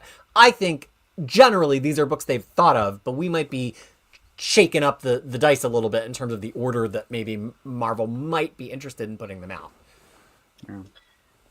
I have been watching the stream for almost 2 hours now. Epic. Thank you, Sarah. Thank you so much. Okay. We're getting close to our top 10, We're everybody. so close. What's Whoa. number 11? Amazing Spider-Man Volume 7. Fascinating. So Volume 6 was number 3 in 2024, and it came out in 2024 when it was announced, right? It came out in 2024. And Volume 7. So this will finish out Masterworks 20 and collect all of 21 to 22. So taking us all the way to 237 is what we're thinking. So, Maybe. I mean, they're really unpredictable on this line right now because that Volume 6 was mapped so weirdly. Nobody quite knows why. Yeah. We have some guesses, but so it's impossible to say exactly what this would be, but it will be the next volume of Spider-Man. Okay. Any thoughts on this era? Prayers? Nope. Okay. We're getting ready to hit our top 10 then. Okay. I will say that this starts collecting, if I'm not mistaken, it starts collecting Roger Stern or it collects all of Stern on Amazing. I'm trying How to you think have what's it mapped? No. This was gonna double dip with Roger. Yeah. Stern. Yeah. I mean, and it's bound to. It starts. Yeah, it will. The Masterworks line obviously will. Yeah. But I think that's the pull here because that Roger Stern book hasn't been reprinted for a little while now, and there's some people who, still, I mean, that's always going to be good Spider-Man material, no matter how many times it gets printed. The last reprint was in 2021, so it's kind of aged enough. And the Stern book, Stern writes from 224 to 252, so there's no way this would collect all of that. I think some people were like, oh, maybe they made that last one shorter, so this could cover all of the Stern and replace the Stern Omnibus. No, actually, they would have made the last one longer if that was the goal, because this would have to get all the way to 252. It seems like what they've done is actually made it so it will deliberately collect half of Stern, because the other thing the previous one could have done is collected right up to the brink of Stern. It could have gone right to 223. So it would have been more like the X-Men Volume 5 versus Mutant Massacre, where like two books from different lines lined up. But because they made it so short, they're basically forcing this book to collect some but not all of Stern. That's the only possible way to map it. It's clearly not going to end at 223, and it's clearly not going to make it to 252. We thought at one time they were going to think ahead, or thought about mapping things around, at that time when I think only 2 volumes of Amazing Spidey were out when or was it just one, Tigereyes? Did we just have one Amazing Spider-Man when Roger Stern came out? That came out in 2014, so we had 2? Just two. It's crazy. All right. Here we go. Okay. Very exciting. Get ready to roll your eyes, Lars. So I'm now going to spoil 5 books that are not in the top 10. These are our biggest gainers from the poll. The biggest gainer on the entire poll at 304 places was Avengers World by Jonathan Hickman, Companion, collecting Avengers World and other Avengers series that happened to the side of Hickman's run, as well as the annuals that were not written by Hickman. Right on its heels, though, and I love this because I want this book bad, is Elektra: The Early Years, that would collect everything from her debut in Daredevil all the way to her return in 1996, her appearances in Wolverine, and then also her solo series by Hama and Diodato. Just on the heels of those two, though, and I saw a lot of people in the chat wondering if we'd see some Ultraverse. Ultraverse Rune jumped up 288 places. These Ultraverse books, people are starting to realize that it could happen if there's enough noise for Marvel. And of course, that's got that amazing Barry Windsor Smith art throughout. Jumping 244 places, Defenders, the new Defenders. That's probably because the Defenders line is not quite there yet. But now that we've seen Anna Senti Daredevil, people are like, screw that, put out the one that has the X-Men in it. So that went up 244 places. And then finally, I cannot believe this is real. I promise from the data, this is truly the 5th biggest jump, is Marvel The Holiday Specials, which this year we notated could include the swimsuit specials, which I am sure gained at least one of those votes from Omar. This was my number 2 pick. I made 100 Holiday specials? The holiday. Yeah, Jess loves the holidays. I love the holidays. He's got a top shelf for the holiday book. What better way to celebrate the holidays than everyone wears a bikini? Yes. You're talking my language. They could also expand. They could expand on that too, because they're doing more swimsuit specials this year as well, if I'm correct. Oh, give us a box set of treasury or gallery editions of those. And then Marvel swimsuit specials aftermath. Yeah. Let's go get on with top the show. 10, baby. Let's go. Okay. Number 10. Punisher by Greg Rucka. Oh, good. Ooh. Yes, excellent. Good choice. I Yeah. voted for it. Yeah. And Nice. it's not very, it wouldn't be a very big It's collection. not. Yeah, if you look at the mapping, it is not a big book. It's No, 20. What is no. that? 22 issues maybe at most. And 23. the trades have been out of print freaking forever. And It's short, but oh so sweet. It's very so good. It's incredible. This was on my list too. This is the first time I ever saw Marco Chiquetto's artwork. And it's amazing. It's so Yeah. good. But it's also got Lark's artwork in here too. It's a I mean, great run. these trades have been out of print for almost 10 years, I think. Yeah, it's been a while. Yeah. Yeah. 'Cause I think there's a total of 4 of them, right? Because Warzone has its own trade paperback. I finally Yeah. read this in Marvel Unlimited, and yeah, I'd buy a paper copy. Absolutely. Did you take it to the library? I did. I took my iPad to the library to just read on one of the couches. All right, Punisher. That's 2 Punisher books in our top 20. Has that happened? That's before? huge. That's like X-Men level Punisher placements. Number 10 is no joke, man. All right, number 9. X-Men Dawn of X Volume 2. Okay, there we go. Yeah. You people are crazy. You love you some X-Men. Look at this. This came up from number 100. You know why? Because we're getting a Volume 1 this year. Road to X of Swords. Yes. Let's confuse the hell out of Lars. Take that, Lars. Oh my God. Road to X of Swords Aftermath. Again, because there weren't enough titles in that batch to pick one. I mean, Oh, we just love confusing you, buddy. oh my Just love it. So yes, this would be Volume 2. I hope the pre-orders are strong for Volume 1 because I want them to continue. I know a lot of people that love this era want them to continue it all the way through. Yeah. But I don't know. I don't know how strong the pre-orders are. I guess we will find out. Now that first book, the map was crazy obvious. It was always going to collect what it collected. There are a couple arguments about like this issue should come forward, this issue should go later, but there's no thing that there's a question if Marvel would include. This one has 2 big questions. Would it include the Juggernaut limited series? It was not in the Dawn of X trades. Would it include the X-Men Fantastic Four series? It was not in the Dawn of X trades. So this one will answer a lot of questions about how this Krakoa line will behave. I don't think we truly know what the line is capable of until we see this book solicited. This is a good question. Does this have a connected story or just jumping all over the place? I mean, it has a connected backdrop, and jumps all over the place, pretty much. There's a bar that everybody goes to in their own designated comic. It is a particular iteration of X-Men, but in terms of what are the connections between the individual titles, it runs.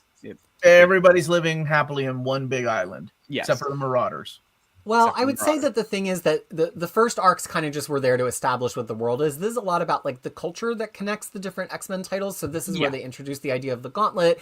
In Excalibur, they're dealing with the idea of mutant magic. In X-Force, they're dealing with the idea of different governments around the world and their reaction to the idea of Krakoa. And all of that does kind of come to fruition starting in X of Swords. So this is, I would say this is where everything kind of percolates and you realize how much they're truly up against. I think that's the common theme across the line here. And also, what's the crossover? Empire happens during this as well. Yeah. This does create a dilemma for me because I have the OHCs and I'm getting the creator omnibuses. So do I need this? Because there's some content in here that I don't have, but I don't know if it's worth buying it all over again. On the other hand, it is convenient to have it all together, so I don't know what to do. Philosophical dilemma. This should be the blurb. I'm in the camp of yes. Hated this era, Warren. How many Omnis would it take to get the whole Krakoa era? Well, again? that's a very good question. Marvel has mapped out 10 or 11. Yeah, it's 11. That's what I was told. So that's a lot of books. So you better love you some Krakoa. All right. Number 8. Things are getting tense. They are. X-Force by Colin Yost. Oh, okay, yeah. It's Even though I highest didn't placement vote for ever. it, I'm happy to see it here. I didn't vote for it, but I am very happy to see it here. I actually like this more than Uncanny X-Force by Remender. I think this era is brutally good.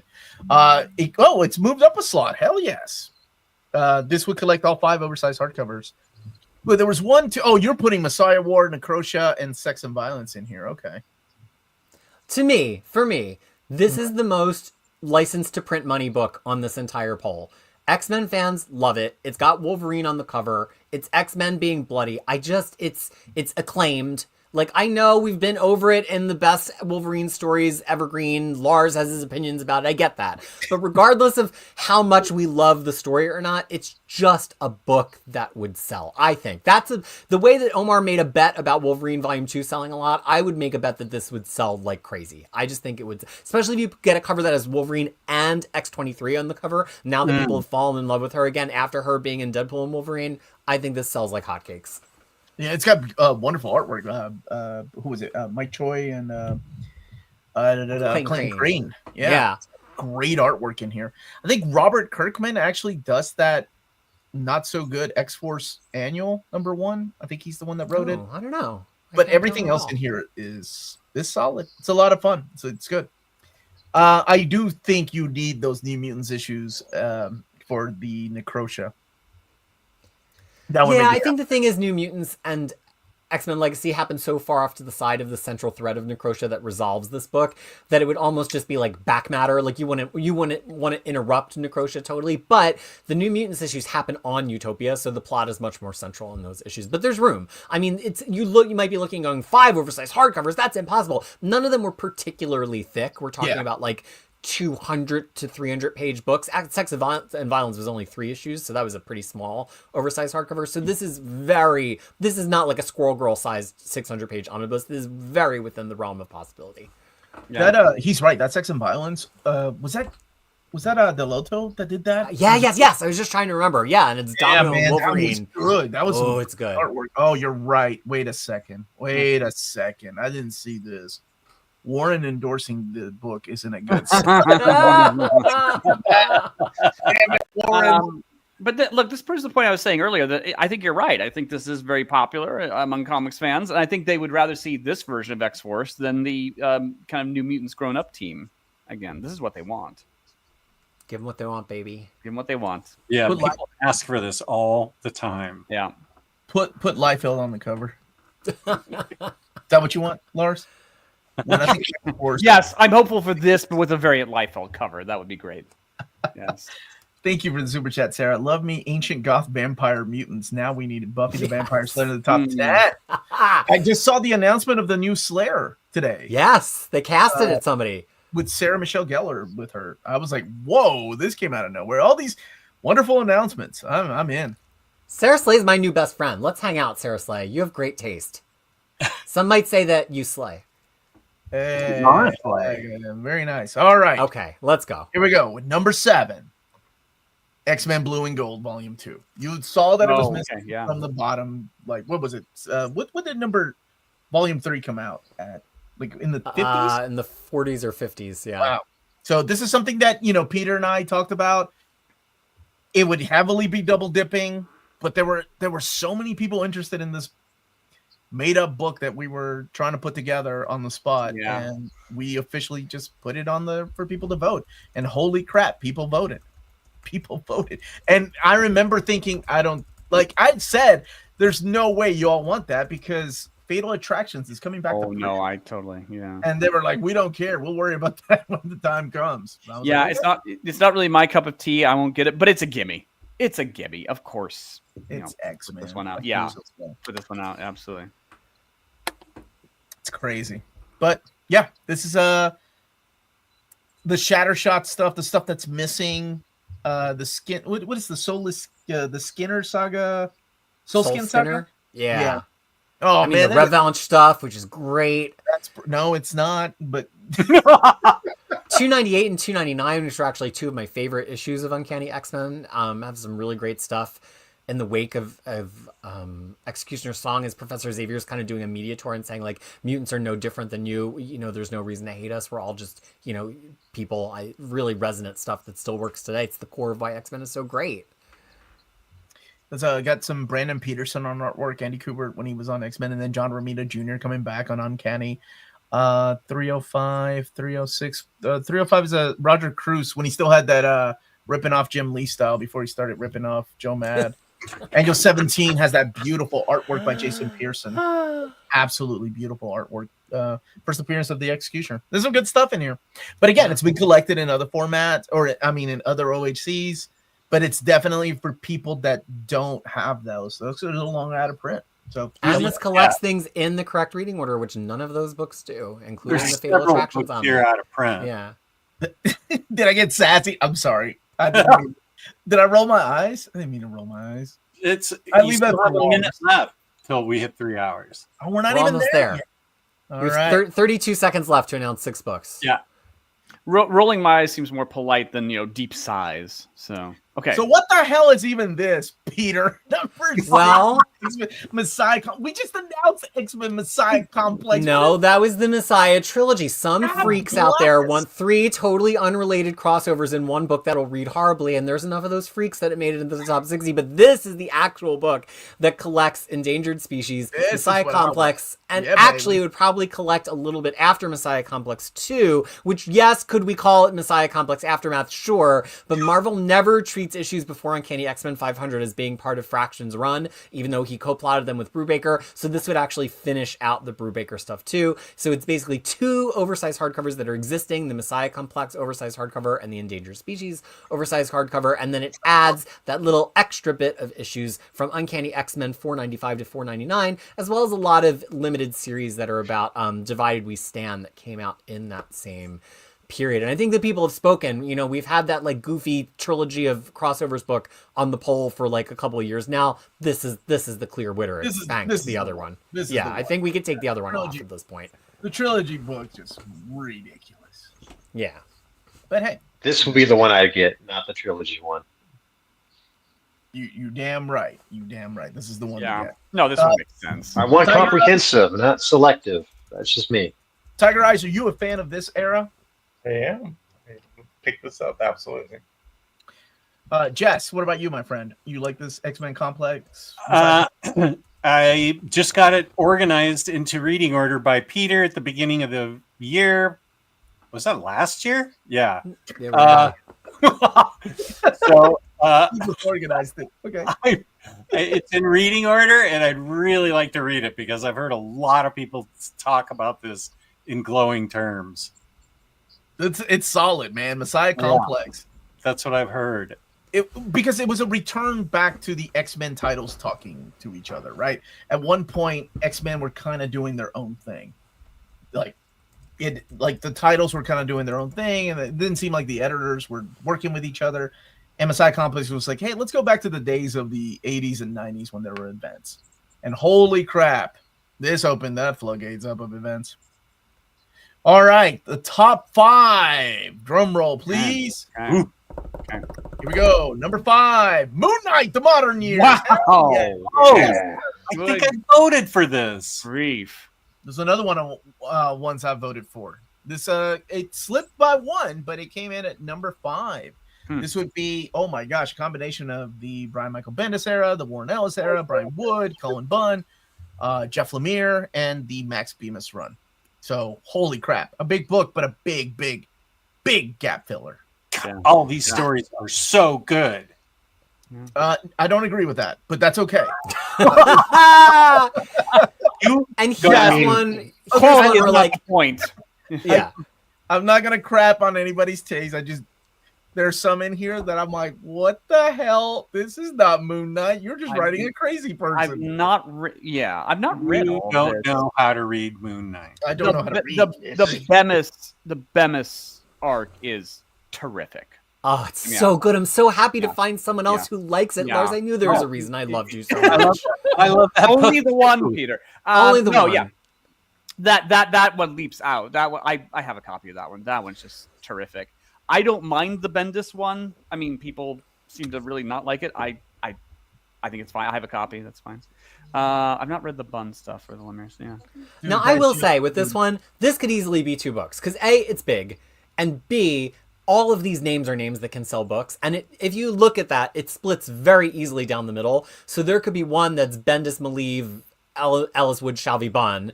and then there could be one that's Lemire, Smallwood, Bemis, which could happen.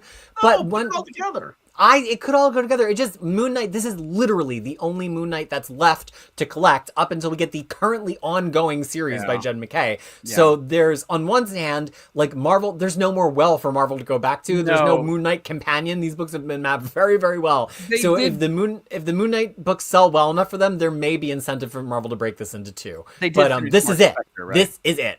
They finished Mark Spector. Yeah, I think they did. Yeah, Well, yeah. I think but missing is the Marvel Knights stuff. Right. But that would just be a Marvel Knights omnibus. It's not like Moon Knight is in every issue. We'll just gently touch on that. There are not just one, but two controversial creators in this mix. And does Marvel want to open the door to the criticism that might ensue? There's the well, third. Is there a third controversial one? Who's Who third? are you people talking about? 3 of them? Is Bemis? Well, Bemis is very Brian Wood. strange. Yeah, no, Brian Wood is one of them. I'm counting Brian Wood as one. No, of them. okay. Bemis is the other one. So to answer, What's wrong with Bemis? He's just crazy. Did some really, really sketchy stuff. I don't even think he's writing anymore. Okay, I'm not aware of that. So if that is true, I don't know. I had not been informed about that. Okay, I don't think that happened, but I'll take a look. okay, so You think I'm making it up? I think you're getting confused between two names. Ellis and Wood alone are that. I can see that could cause some problems for Marvel. To go back to that, it has not stopped them from printing Excalibur Omni Volume 3, nor has it stopped them from printing epic collections of these some of these runs with these creators. I don't think so. There are certain names that they don't deal with, neither DC nor Marvel. But that's on another level. That's another level of problems that they have. Right, I can corroborate that Bemis has some issues. They're more music fan controversy. So Jess, of course, is plugged in to the music scene. But I think that's actually the incentive to put more of this into a book. Like if you could put Bendis's name first on the cover really big, or Lemire's name on the cover really big, it kind of avoids the need to put Ellis or Wood or I don't think you need Bemis's name really big. Just go with the modern era Omni. That's it. Yeah. No need. Moon Knight canceled. Oh my god.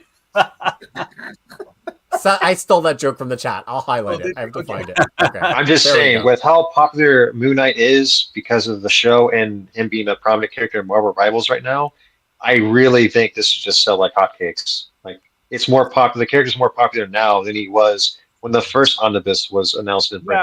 Well, yes and no. The show seems to have run its course. I mean, putting it gently, but yeah. Oh no, it was a huge seller. I can't look at all the. It was, but that was a while ago now. Yeah. No, Lars, that's like saying, like I think it's something that would still sell.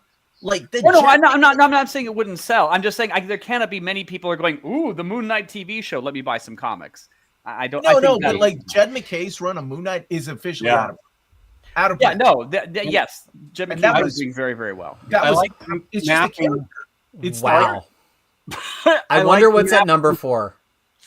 I like the mapping because it includes Age of Khonshu because that was directly into Jed MacKay's run.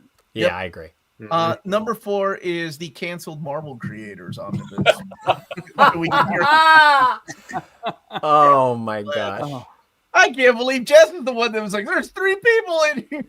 Jess scooped us. Jess knows the inside tea. Well, he is mentally ill. Yeah. What? Oh, wow. Jess? No, Moon Knight. Number 4. That was supposed to be also Jess, but I was speaking of Moon Knight. Yeah. All right. Number 4. Indiana Jones, the Dark Horse here. Oh, wow. What? I voted for this one. I can't believe it. This is like Lars winning an Oscar. Wait, stay on Lars. Camera sight on Lars. Unbelievable. I thought, well, there's my vote thrown away. Holy crap. Okay. How did this get? Let me tell you something. This year's top 10 surprised the hell out of me. I had no idea there was so many Indiana Jones fans. The numbers got crazy. I'm just going to say that. Holy crap. Not the Marvel years, though. The Dark Horse years. Yeah. That's surprising. Yeah. It just missed last year. It was one off from being in the top 60 last year, and that made them mad, and they had something to say about it. How did it spike so Wait a much? second. Wait, Gio. The last This movie isn't Inhumans, Gio. This is Indiana. Yeah. You can like two things. He can like do The things. last- Thank you, Jess. The last movie was 2023. I don't. Wow. Fascinating. Did you watch that movie? Let me tell you, that movie did not make people go and buy Indiana Jones comics. No, I know. Well, no. There's also a video game out too, so that may have something to do with it. Yeah. For me, And also, I think people are looking down the list of the Fox properties, and they're going, okay, we got Planet of the Apes. Okay, we got, Yeah, that could be. we're almost done the Star Wars Legends. I think this is just people are looking at what's on the poll and realizing like this is the next natural option. And this has young Indiana in it, which it has over the Marvel year stuff, which is more like film adaptations and the continuing adventures. And there's a lot of specific nostalgia around the young Indiana Jones material. And so since that would be almost the first material in this book, I think that really drives a lot of interest in this one as well. Yeah, I voted for it because I was honestly, I don't know, just my friends and I, we just have a lot of continued discussions about Raiders of the Lost Ark, and I was like, I think I would like a collection of the indie comics. That'd be really helpful. It's been long out of print. Dark Horse reprinted the little omnis of them, the softcover omnis, and those are long gone. All right, you guys ready for number 3? Okay. Any guesses? Any guesses? Scared. Tigereyes, you've done this so many years. You've done this for 13 years. What do you think number 3 is? I've seen it. I can't. Oh, damn it to hell. Lars, give it to me. What is it? I assume, well, I don't know what number 3 is. I assume this Daredevil and Descenti Volume 2 is an option. It was an option. Well, then I presume that's one of the top 3.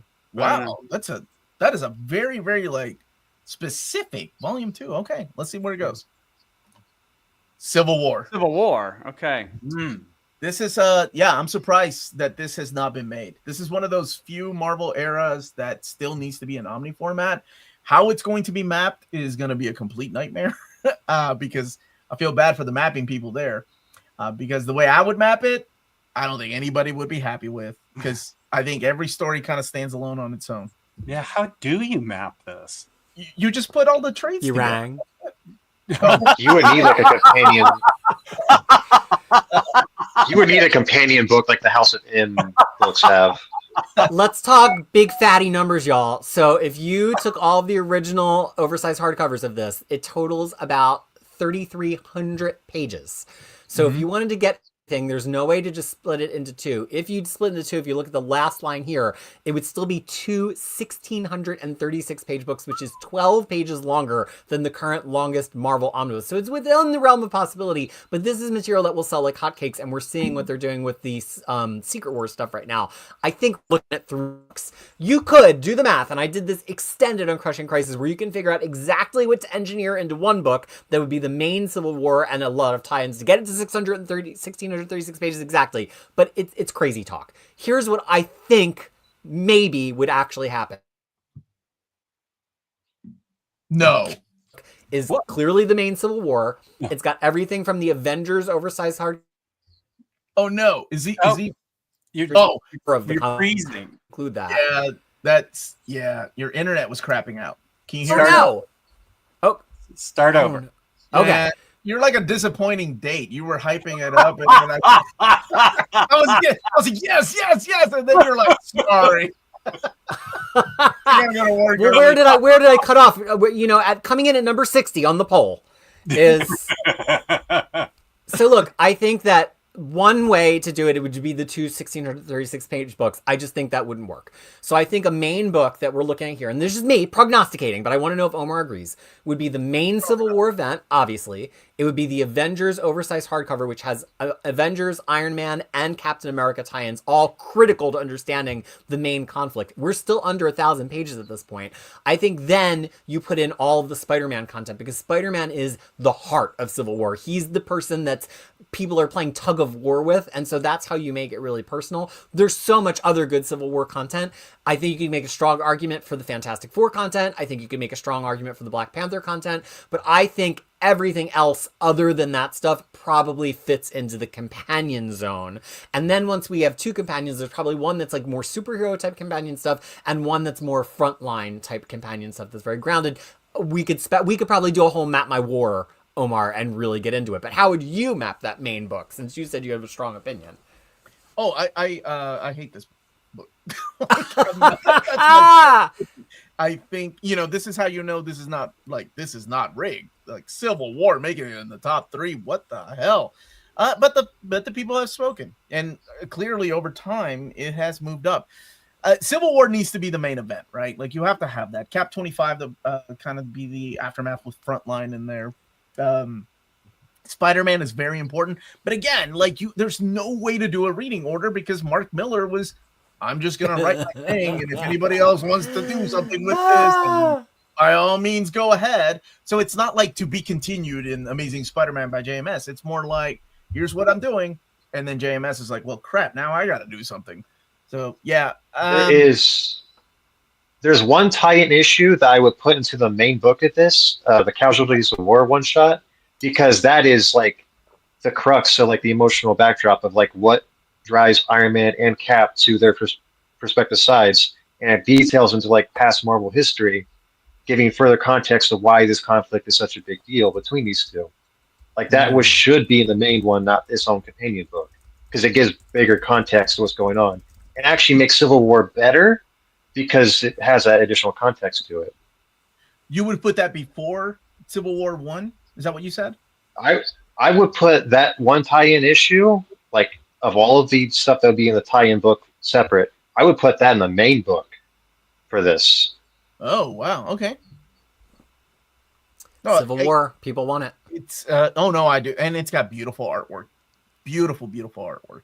So I assume the slots that are left, Civil War 2 will be on the list now, because as everyone knows, that's more beloved. Yeah, it's going to be Civil War 2. It would actually have probably more volumes as well.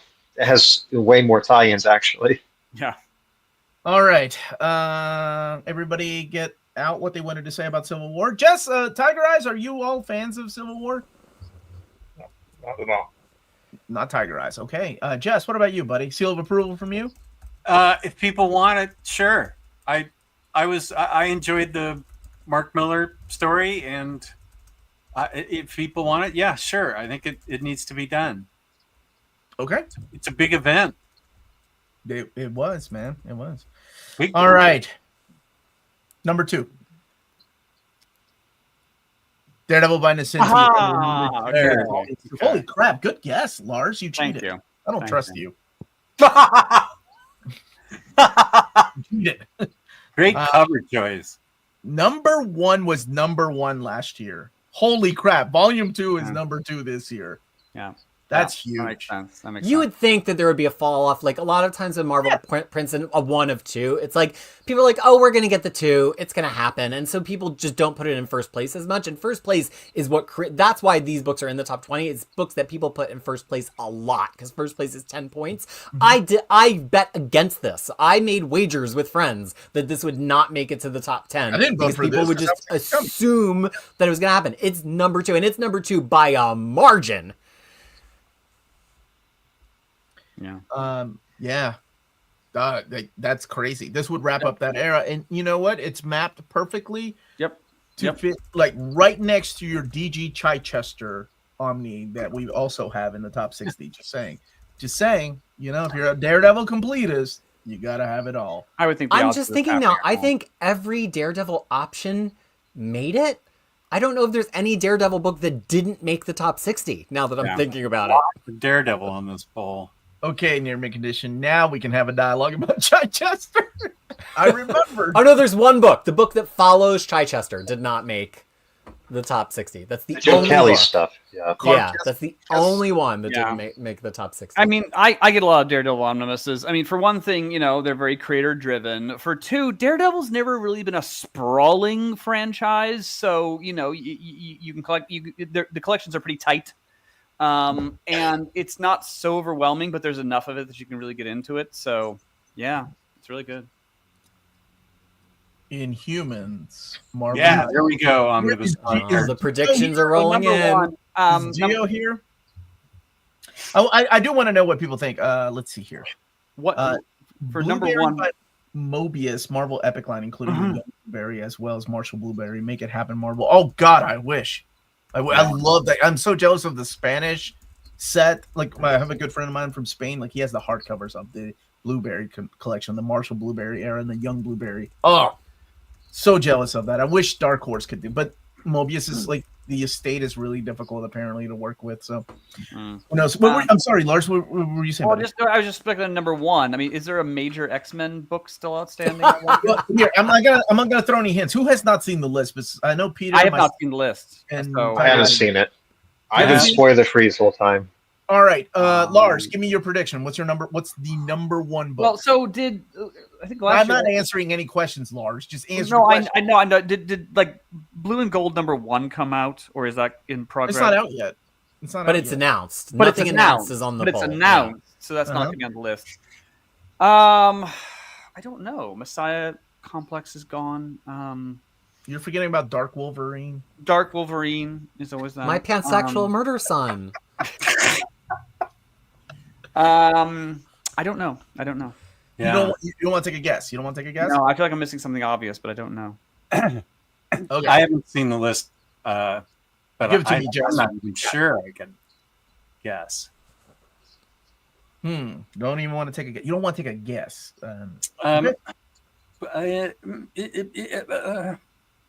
No. Okay. I like it. You guys are playing it safe. Brand, do you want to take a guess, buddy? Man, I'm not sure what it could be because like Captain America I haven't seen yet on the list. I haven't seen Silver Surfer yet on the list. Doctor Okay. Strange kind of already had his on the list. Hulk already kind of had his biggest book on the list. Daredevil this was my guess for number one actually because Volume 1 was number one for like years. So why wouldn't this be number one? So like it better not be Alf. That's the only thing. No, it's not. Punisher by Remender, is that solicited? That exists. That exists. That Okay. exists. Yes, yeah. Yeah. Fatal All Attraction. right. Well, that's enough. You guys suck at guessing. All right. we're Yeah, gonna- really. I'm not good at guessing games as you can tell. Me either. I'm kidding. All right. Here we go. Strike Force More 3, Volume 2. You wish. Not. No. Nine. No. Jess. Alf cracked the top 100 this year, you crazy people. So it's What the hell if is we're wrong not with- careful, it's going to be in the results next year. Yeah, I'm taking it out. I'm going to make an executive decision to take out Alf because that's stupid. You guys definitely got me last year. I dropped the F. Oh, memes. This Yeah. year, Jess was prepared. He was white knuckling it, being like, "It's probably going to say Alf." I'm like, All right, what but- did you do to me this year? But it is in the top 100 this year, so congratulations. All right, let's just talk a few more statistics before we get to number one. Next slide, Omar. So new versus old. A lot of the people in the chat are like, too much new stuff, too much old stuff. 33% of the top 60 are appearing in the top 60 for the first time. They've never been top 60 before. That's actually a little bit less than last year, so there's less turnover this year. There's more stalwart favorites, some of which came back into the top 60. We've seen several that didn't get into the top 60 last year, but had previously been in the top 60, like Jessica Drew Spider-Woman. Also, Marvel versus non-Marvel. 15% of the top 60 books are books that do not include Marvel characters. It was only 11% last year. How does that compare to the composition of the poll? The composition of the, there were 11% of the total poll options. So 11% of the total poll options were stuff that's not Marvel. Star Wars, Indiana Jones, Aliens versus Predator.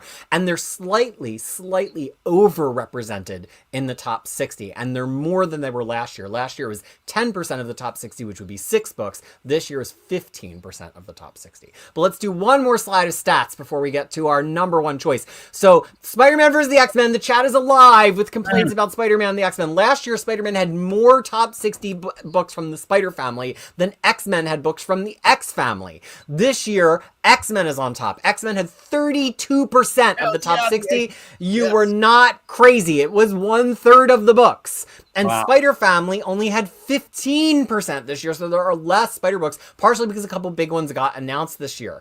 Both properties placed in the top 60 at about 200% of their overall representation. So X-Men books are 15% of the overall poll. They were 32% of the top 60. Spider-Man books were about 8% of the overall poll. They were 15 of the top 60. So actually, the mutants have the proportional strength of a spider because they both basically placed 2 times as well as they were represented on the poll.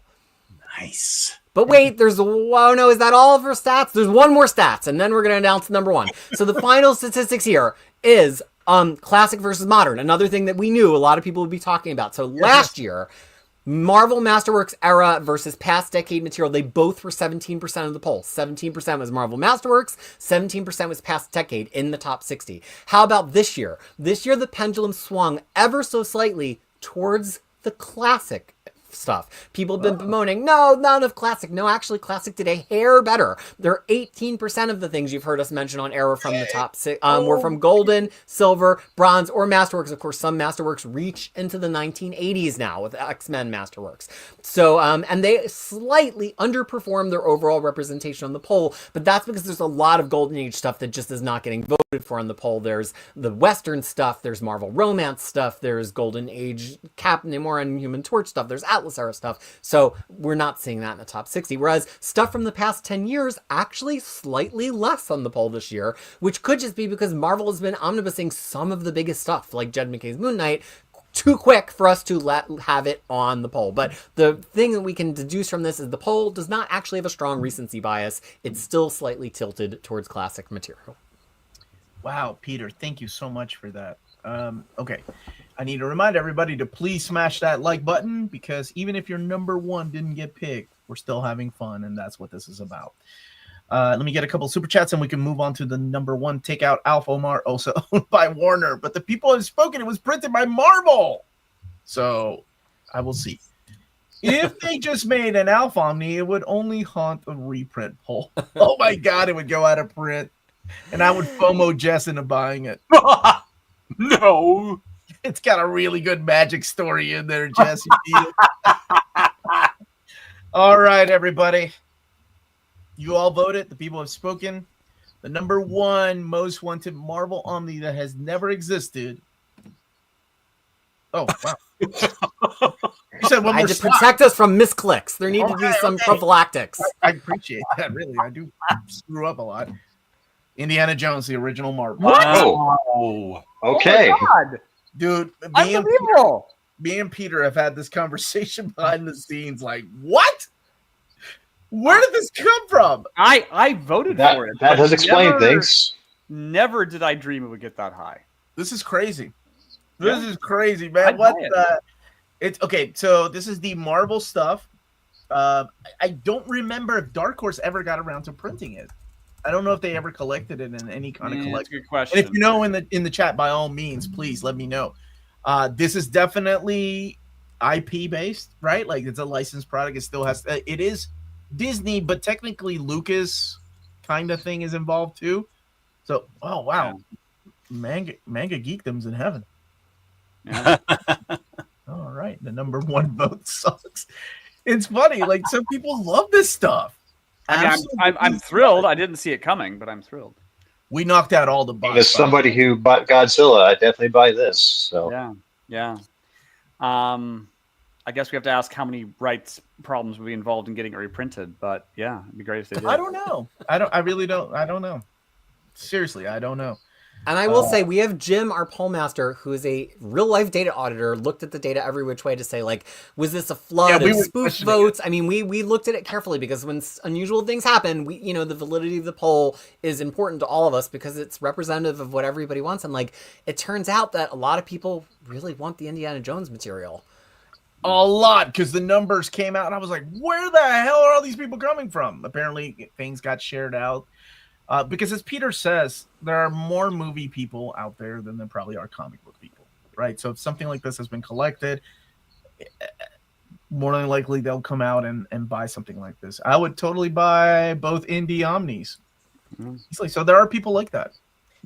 Definitely not in my radar for like even top 60 for me, right? Like I don't think I've read maybe a handful of Indiana Jones comics, and I think most of that stuff was from the Dark Horse era. I think what's a little weird is that I voted for it, even though like I can go kind of years without thinking about Indiana Jones too hard. It's just that I don't know. I'm going through a phase where we have been talking about it quite a bit.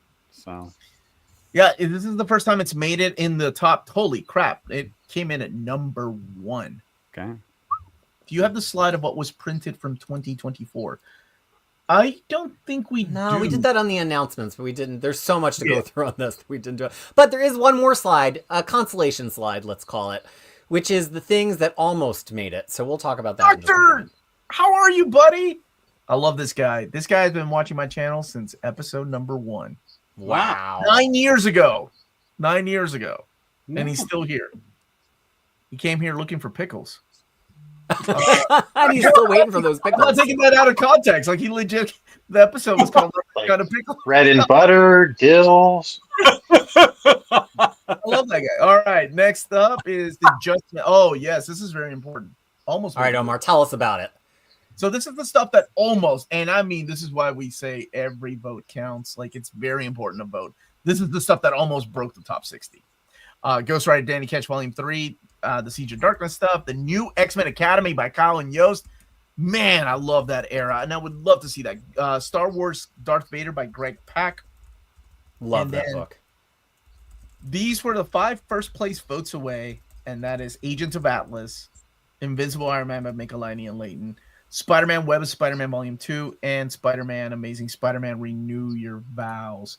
So One of these almost, days, Agents of Atlas. almost made it. Like, seriously, voting is so important. Like, Yeah, I'm a little surprised Darth Vader hasn't been collected. That's a bit weird. Well, it did just end We like just 3 or wrapped 4 up. months ago, but it's real Okay. damn good. Yeah. Yes, Hmm. absolutely. Absolutely damn good. Is that the last slide? What else do you have here? That is it, my friends. We have reached the end. Oh, thank you. Thank you for voting. Oh, The the second Tiger, annual yes. Tiger Most Wanted poll launches in June. And don't forget, next Monday, we're doing the reprint poll for DC Omnis and Absolute Editions. So we'll be kicking that off next Monday at 6 p.m. Eastern Time. So join us for that. And we will also do what are we doing? Fantastic Four? Fantastic Four Evergreen. Yes. On Thursday at 6 p.m. Eastern Time. Good times, good fun. But yes, thank you everyone that participated in this. And like everybody behind the scenes, like Jim and James, 2 different people, believe me or not. Domovex, and who was the JM? Who was it? Jam21, who did mapping, DBZ All-Star, Captain O'Kona, Brand, who's here on the panel with us. It was a huge effort. There are over a dozen people making this happen together. So that's it. That was it. Thank you all so much for voting.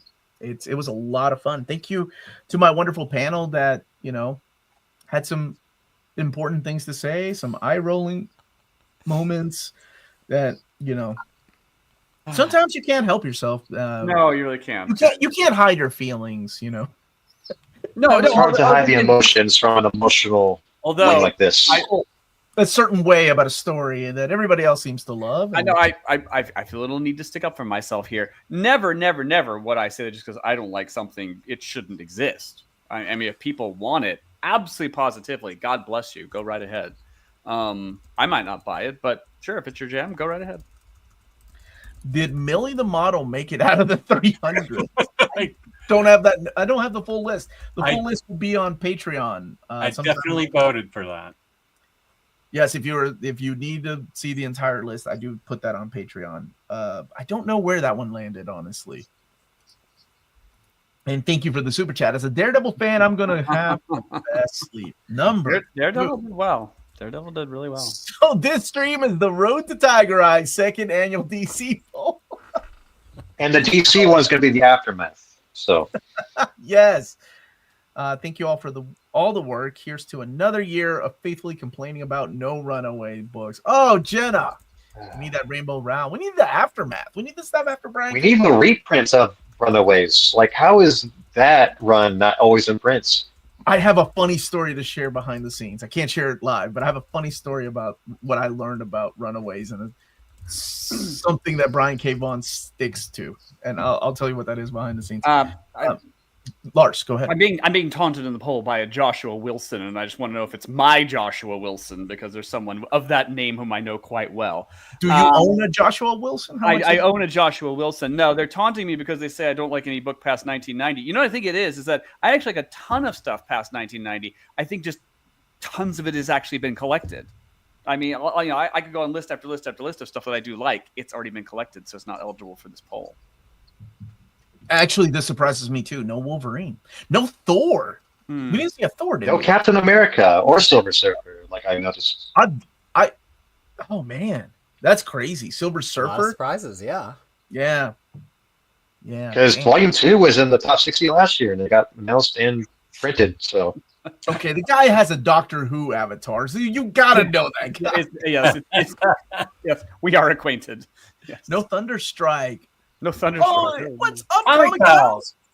Thank you all for all the hard work. Everyone hit that like button before you get. Dude, Sean is the best hype man. I love that guy.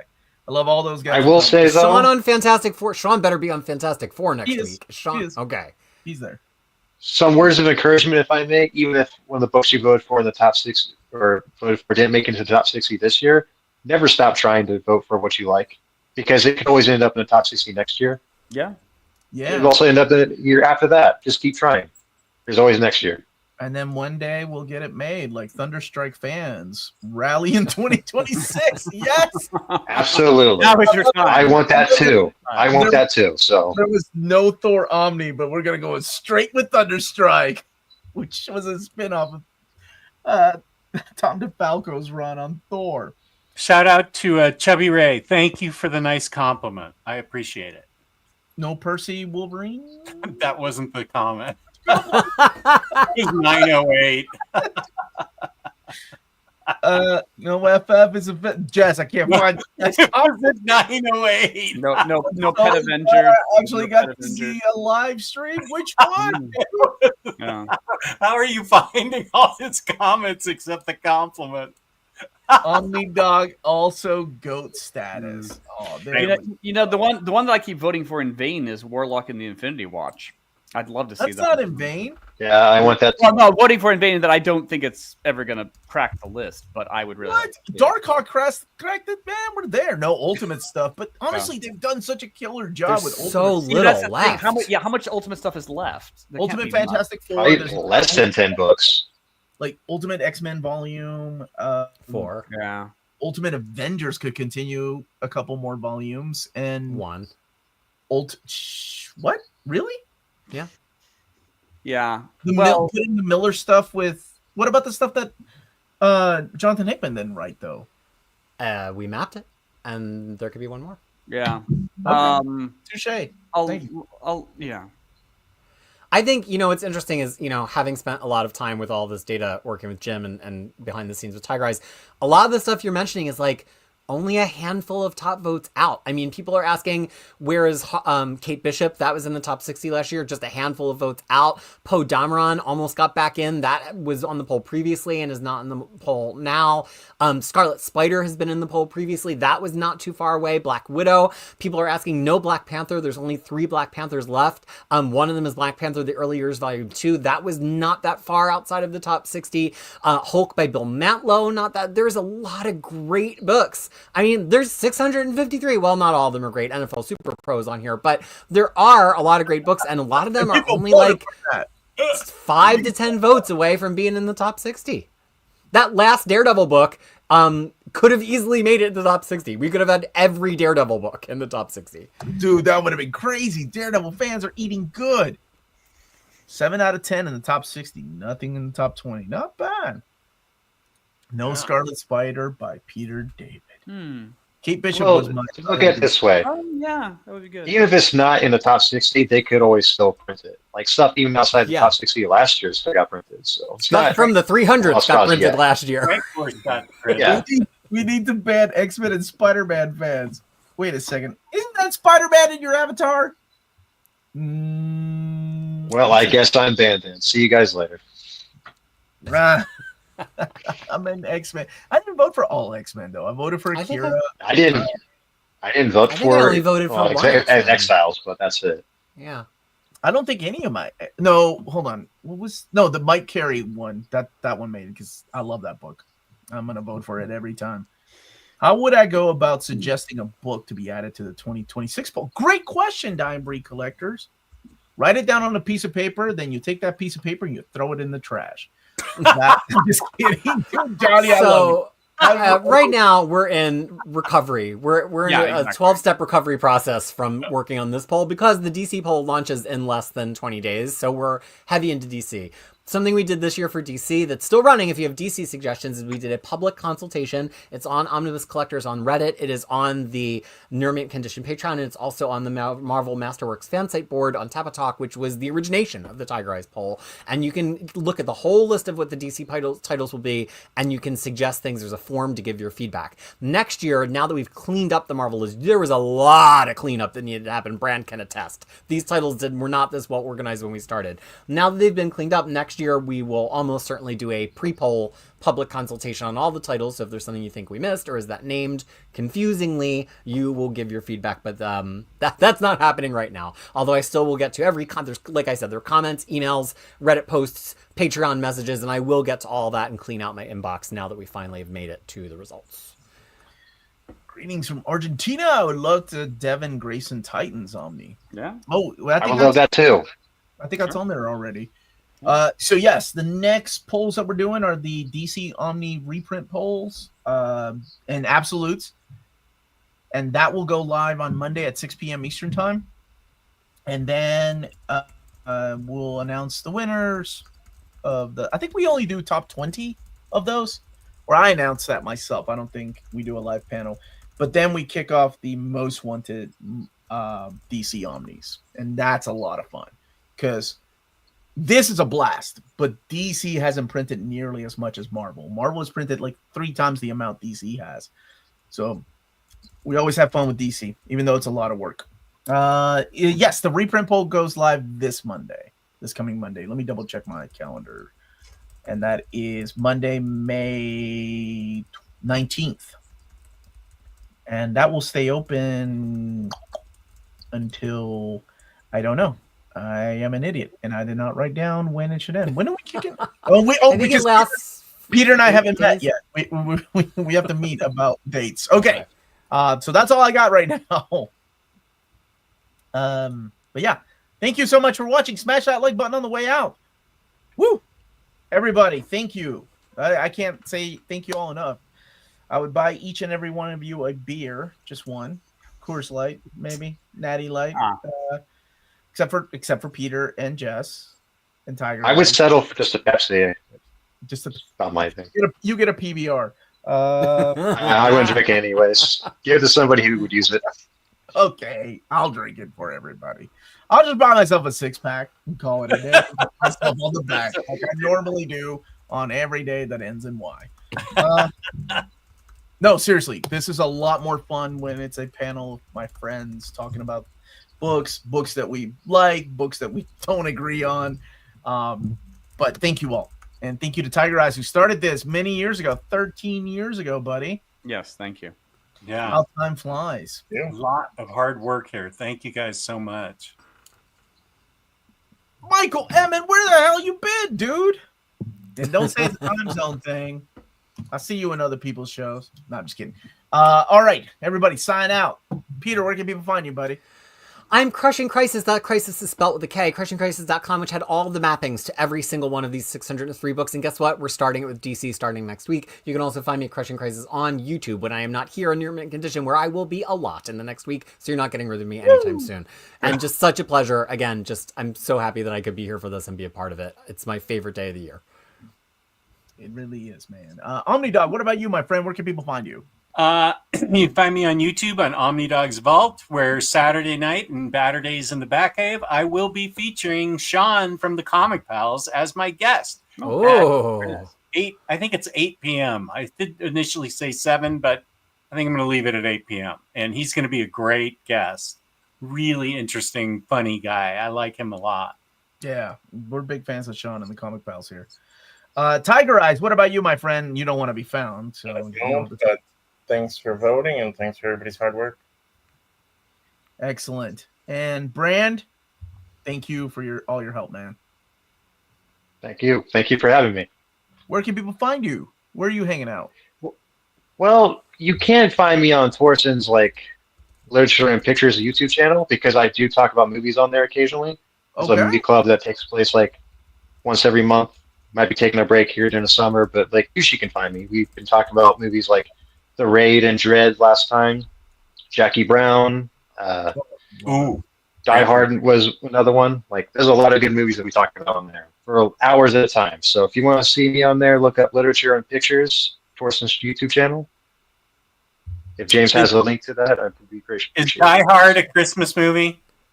Yes, we had a debate about that for like 2 hours too. So, Okay. yep. Thank you, James. Definitive yes. And last, but certainly not least, I think Lars. Thank you so much for. I'm sorry, Lars, you were cutting me off. I said, Lars. I was talking about what are you doing, dude? Whatever he says, cut Lars off. I'm just kidding. Go ahead, Lars. Lars Who are Pearson, you? publisher and editor-in-chief of Mad Norwegian Press. We produce a crazy amount of material on the science fiction series Doctor Who. We do About Time, which puts every Doctor Who story in the social political context in which it was made. And with Lance Parkin, I co-write a history, which is the definitive Doctor Who timeline, over 1 million words. Million words. It's I over don't a think million. I've- 1.1. Yeah, 1.1. I don't think I've read that many. Thank you all so much for watching. Go and check out these wonderful people's channels or Discords or books that they've written. I am the Uncanny Omar. I will be back on a live stream on Saturday, but tomorrow I've got more videos going. What the hell day is this? What is this? Thursday? Thursday. Oh my god. Whoa, dude, I thought it was Wednesday. Okay. Thank you all so much. Have a wonderful day. We Thanks are for out of here. inviting me.